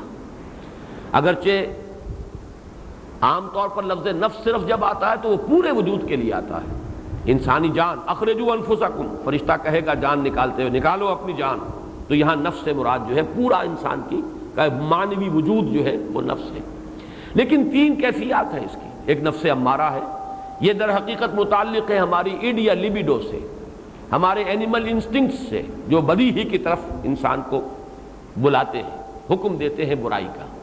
ایک نفس لوامہ ہے، وہ ہمارا ضمیر ہے، کانشنس ہے، یہ ہمارے روحانی وجود سے متعلق ہے، یہ خیر کی طرف بلاتا ہے اور بدی پر ملامت کرتا ہے۔ اور ایک نفس مطمئنہ ہے، یہ مجموعی حیثیت سے انسان کی کیفیت، جبکہ انسان خیر پر، نیکی پر، ہدایت پر پوری طرح مستقیم ہو جائے، جم جائے، استقامت حاصل ہو جائے، مطمئن ہو جائے، دل ٹھک گیا۔ اسی طرح یقین کی تین کیفیتیں ہیں، دو اصطلاحیں تو یہاں آئی ہیں، علم الیقین، عین الیقین۔ ایک یقین ہے علم کے درجے میں، یقین علمی، یا جس کو کہا جا سکتا ہے وہ علم جو استدلالی ہے، دلائل سے، علم نظری، اس کی بنیاد پر ایک یقین کی کیفیت حاصل ہو جائے۔ ایک یقین ہے عین الیقین، ایک شے کو دیکھ لیا، بچشم سر ایک شے کا معائنہ اور مشاہدہ کر لیا، اب یقین جو ہے یقیناً اس کی نسبت گہرا ہو جائے گا۔ اس سورہ مبارکہ میں نہیں ہے، لیکن قرآن مجید میں دو جگہ پر آیا ہے حق الیقین۔ سورہ واقعہ میں ان ھذا لہو حق الیقین، اور اسی طرح سورہ حاقہ میں یہ بھی حق الیقین، انہ لحق الیقین۔ اب اس پر صوفیاء نے گفتگو کی ہے، ان تینوں میں کیا مراتب ہیں، کیا مدارج ہیں، نسبتیں کیا ہیں، وہ میں چند باتیں آپ سے عرض کروں گا، لیکن یہ باتیں پہلے نوٹ کر لیجئے کہ لغت میں یقین کا مفہوم کیا ہے۔ امام راغب اصفہانی نے الیقین من صفت العلم فوق المعرفہ، یقین کے بارے میں فرمایا یہ علم کی ایک صفت ہے، کیفیت ہے جو معرفت سے بلند تر ہے۔ معرفت، اگرچہ ہمارا عام تاثر تو یہ کہ لفظ معرفت جو ہے بہت اونچا لفظ ہے، معرفت حاصل ہو گئی، لیکن یہ کہ معرفت سے بلند تر درجہ ہے یقین کا۔ الیقین من صفت العلم فوق المعرفت والدرایت، درایت سے، عقل سے، استدلال سے، صغرا کبرا جوڑ کر جو بھی کوئی شے انسان جس کی پہچان حاصل کرتا ہے، جو علم حاصل کرتا ہے، اس سے بلند تر ایک مقام ہے اور وہ ہے یقین۔ وَهُوَ سکون الفہم مع ثبات الحکم۔ اس میں دو کیفیات جب پیدا ہو جائیں کہ انسان کی علمی پیاس جو ہے وہ پوری طرح اس کو سیری حاصل ہو جائے، مطمئن ہو جائے کہ ہاں بات یوں ہی ہے، دل ٹھک جائے۔ ایک ہے کہ ایسا ہو سکتا ہے، شاید ایسا ہو، ممکن ہے کہ ایسا ہو، گمان غالب ہے کہ ایسا ہوگا، ایسا ہونا چاہیے، لیکن یہ کہ ابھی اس میں وہ سکون الفہم، انسان کا دل کا ٹھک جانا، عقل کا مطمئن ہو جانا، نفس مطمئنہ، یہاں پہ گویا کہ عقل مطمئن، پوری طرح مطمئن ہو گیا کہ ہاں ایسا ہے، بات یہی ہے، حقیقت یہی ہے، حقیقت یوں ہو سکتی ہے نہیں، حقیقت یہی ہے، اور اس کے ساتھ ثبات الحکم، رائے انسان کی قائم ہو جائے کہ ایسا ہے، یہ ہے اصل میں یقین۔ اسی حوالے سے یہ بات بھی نوٹ کر لیجئے کہ ایمان جو ہے اس سے بھی بلند تر لفظ ہے یہ یقین، ایقان، یقین، اس لیے کہ ایمان کا ایک پہلو یہ بھی ہے کہ سرسری سا مان لینا، آمن لہو، مان لیا، ٹھیک ہے، تردید نہیں کی، اور ایمان جو بہی کے ساتھ بھی آتا ہے، آمنہ بہی، اس کا بھی ایک پہلو ہوتا ہے قانونی ایمان، ظاہری ایمان، اور قرآن مجید میں آپ کو معلوم ہے کہ منافقوں کو بھی خطاب کیا گیا یا ایھا الذین آمنوا سے، کسی جگہ بھی یا ایھا الذین نافقوا نہیں آیا، یا ایھا الذین آمنوا، اس میں مسلمان، منافق، مومن سب کے سب شامل ہیں، لیکن یقین کا لفظ جو ہے دو مرتبہ قرآن مجید میں آخرت کے بارے میں خاص طور پر، وَبِالْآخِرَةِ هُمْ يُوقِنُونَ وَهُمْ بِالْآخِرَةِ هُمْ يُوقِنُونَ، سورہ بقرہ میں وَبِالْآخِرَةِ هُمْ يُوقِنُونَ، اور سورہ لقمان میں وَهُمْ بِالْآخِرَةِ هُمْ يُوقِنُونَ، زور تاکید کے لیے ہم کو بھی دوبارہ دو مرتبہ سورہ لقمان میں لائے، اس لیے کہ واقعہ یہ ہے کہ آخرت کا صرف مان لینا مفید نہیں ہے جب تک کہ اس کا یقین پیدا نہ ہو جائے، اور یہی بات کہی گئی ہے، اِن نَظُنُّ إِلَّا ظَنًّا وَمَا نَحْنُ بِمُسْتَيْقِنِينَ، وہ گمان سا تو ہوتا ہے کہ ہاں آخرت ہوگی، بات واقعی وزنی ہے، مدلل ہے، آخر نیک اور بد برابر تو نہیں ہو جانے چاہیے، بات وزنی ہے آپ کی۔ اگر نیکی نیکی ہے تو اس کا بدلہ ملنا چاہیے، خیر بھلا، اور اگر بدی بدی ہے تو اس کی سزا ملنی چاہیے، لیکن دل نہیں ٹھکتا۔ ان نظن الا ظنا وما نحن بمستيقنين، اصل شے جو مطلوب ہے وہ یقین ہے آخرت کا، وبالآخرۃ هم یوقنون وهم بالآخرۃ هم یوقنون۔ یقیناً کا لفظ قرآن مجید میں ایک جگہ آیا ہے سورہ نساء، وما قتلوه یقینا، ہرگز قتل نہیں کیا حضرت مسیح علیہ السلام کو یہود نے، یہ ان کا مغالطہ ہے، یہ خام خواہ کا ان کا خیال ہے، یہ ایک مشتبہ صورت تھی جو ان کے لیے بنا دی گئی۔ 2 مرتبہ یہ لفظ آیا ہے موت کے معنی میں قرآن مجید میں، سورہ ہجر میں حتی اتانا الیقین، یہ سورہ مدثر میں، اور وعبد ربک حتی یاتیک الیقین سورہ ہجر میں۔ یعنی یقین وہ یقینی شے، شدنی امر، جس کے ہونے میں کوئی شک ہی نہیں۔ اس سے بھی اصل میں اس یقین کا جو لغوی مفہوم ہے اس پر روشنی پڑتی ہے۔ موت وہ شے ہے جس کا کوئی انکار نہیں کر سکتا، موت وہ حقیقت ہے کہ جس کا انکار ممکن نہیں۔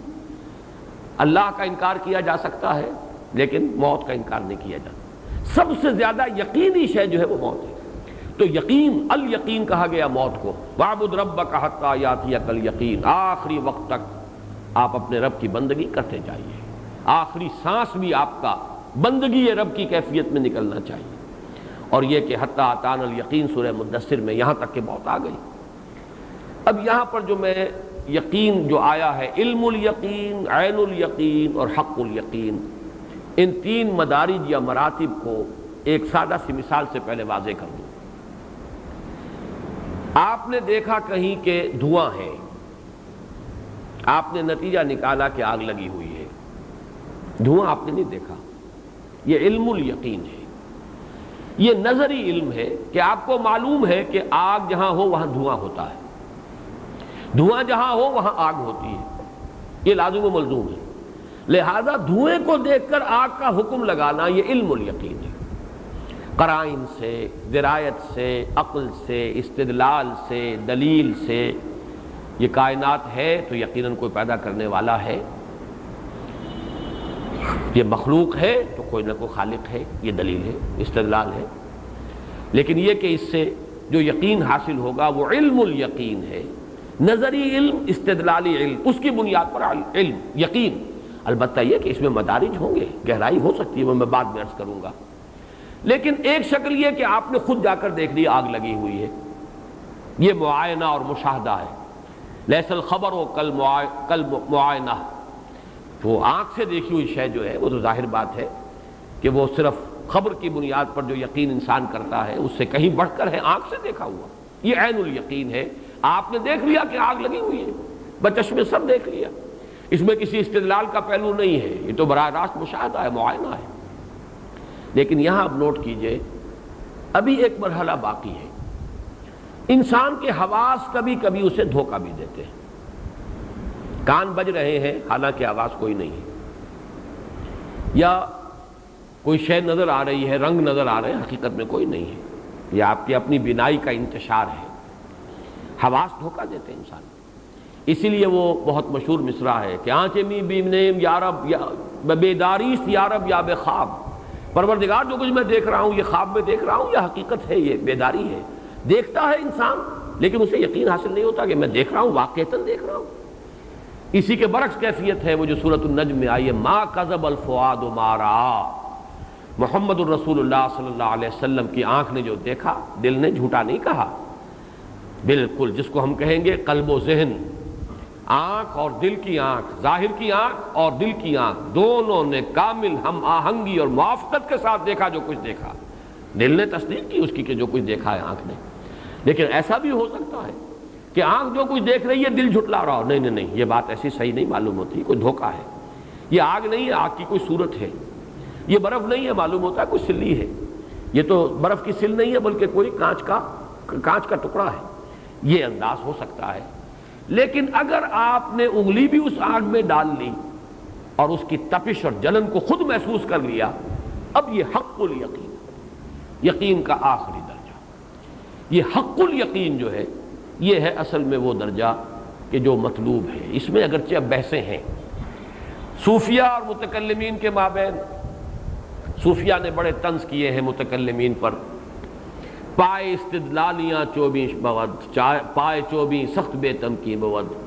یہ استدلال اور عقل اور منطق کے حوالے سے کچھ چیزوں کا ماننا یہ بہت ہی بے تمکین ہے، بے ثبات ہے، اس کی کوئی حقیقت نہیں ہے۔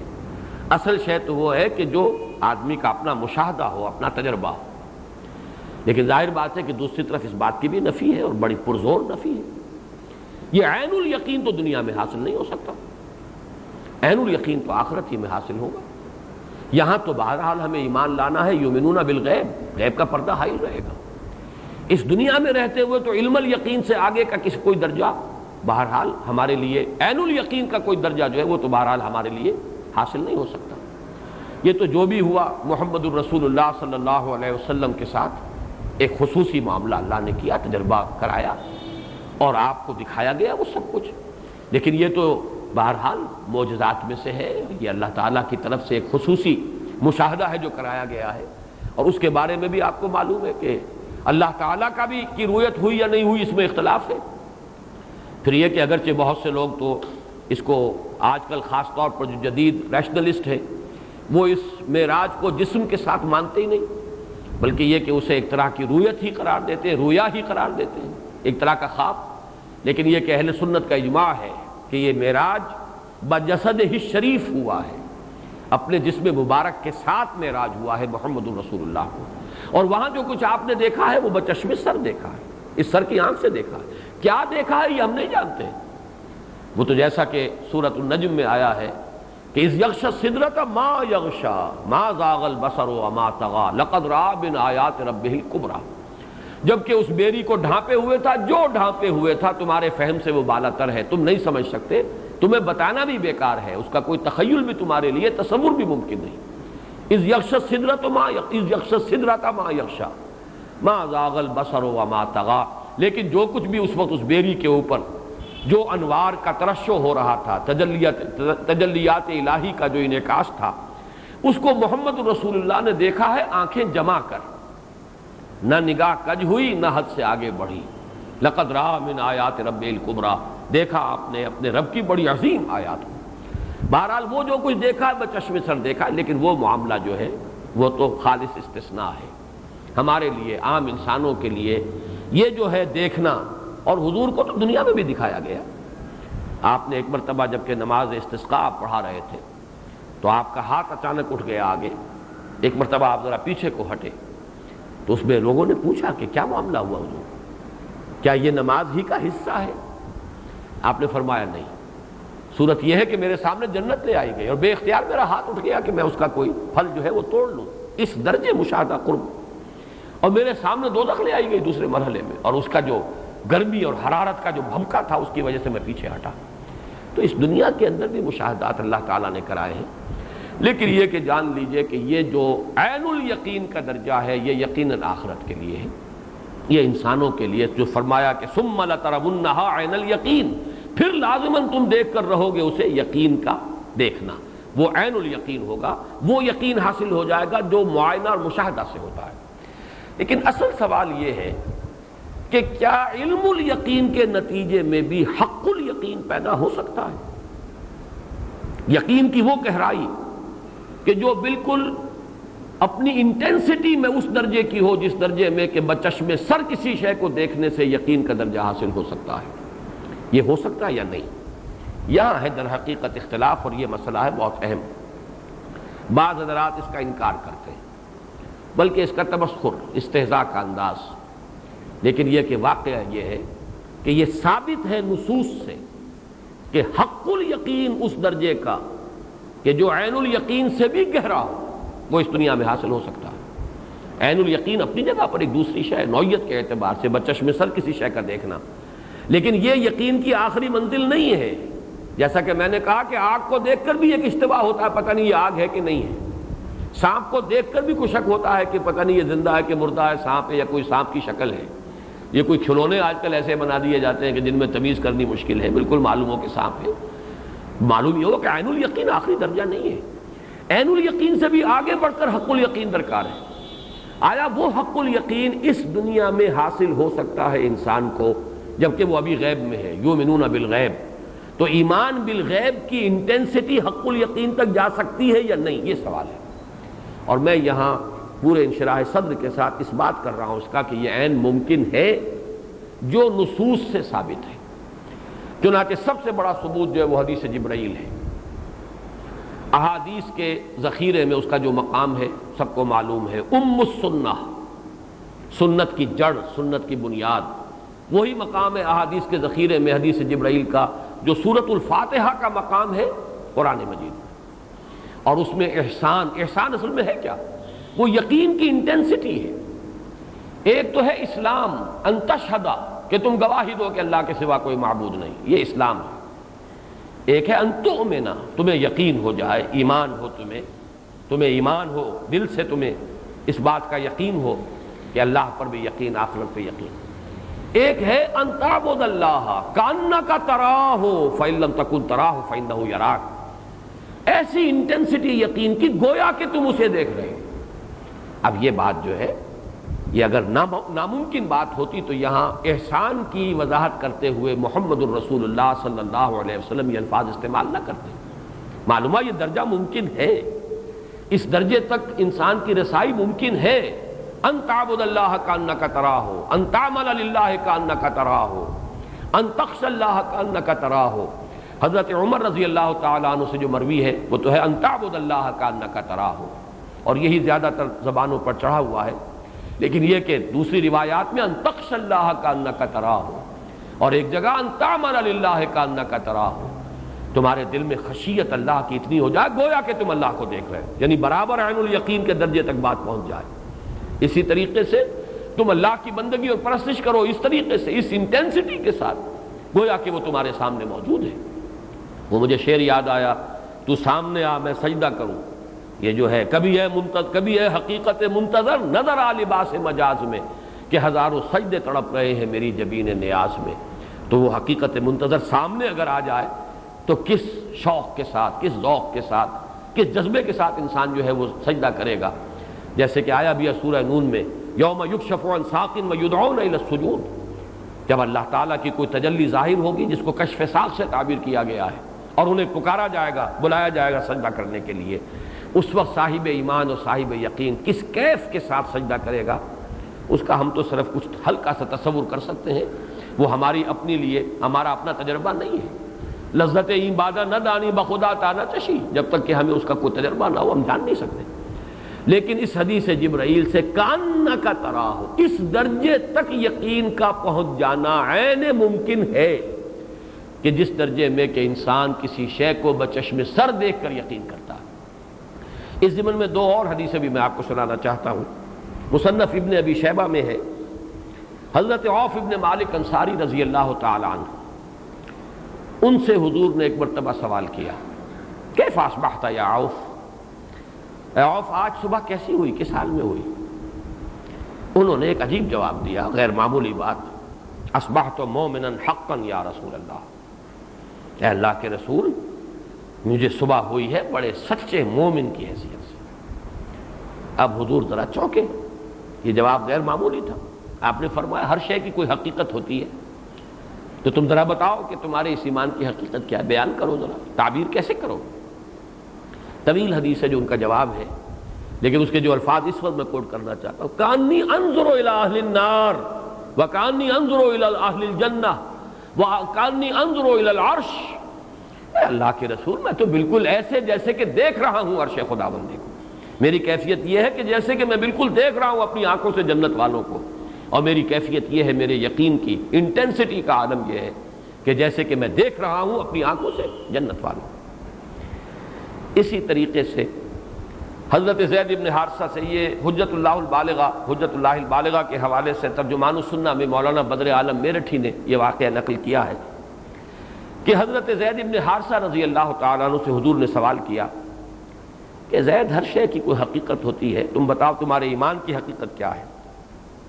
انہوں نے جواباً عرض کیا کہ مجھے عرش رحمان کا ایسا یقین حاصل ہے جیسا کہ اپنی آنکھوں سے دیکھ رہا ہوں۔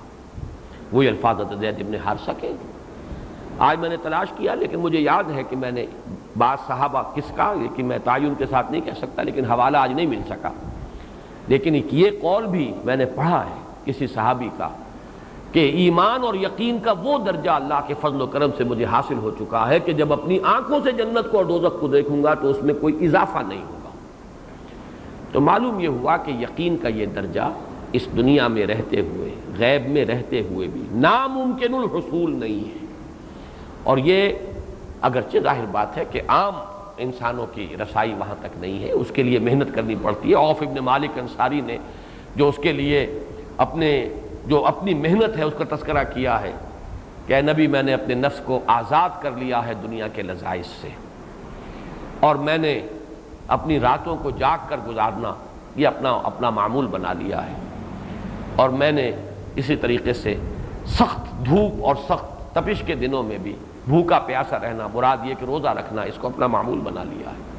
یہ گویا کہ یہ جو تقرب بالنوافل والا درجہ ہے، اس سے انسان اس درجے تک یقین کے اس مرحلے تک پہنچ سکتا ہے کہ جو بالکل جیسے کہ بچشم سر دیکھنے سے یقین حاصل ہو۔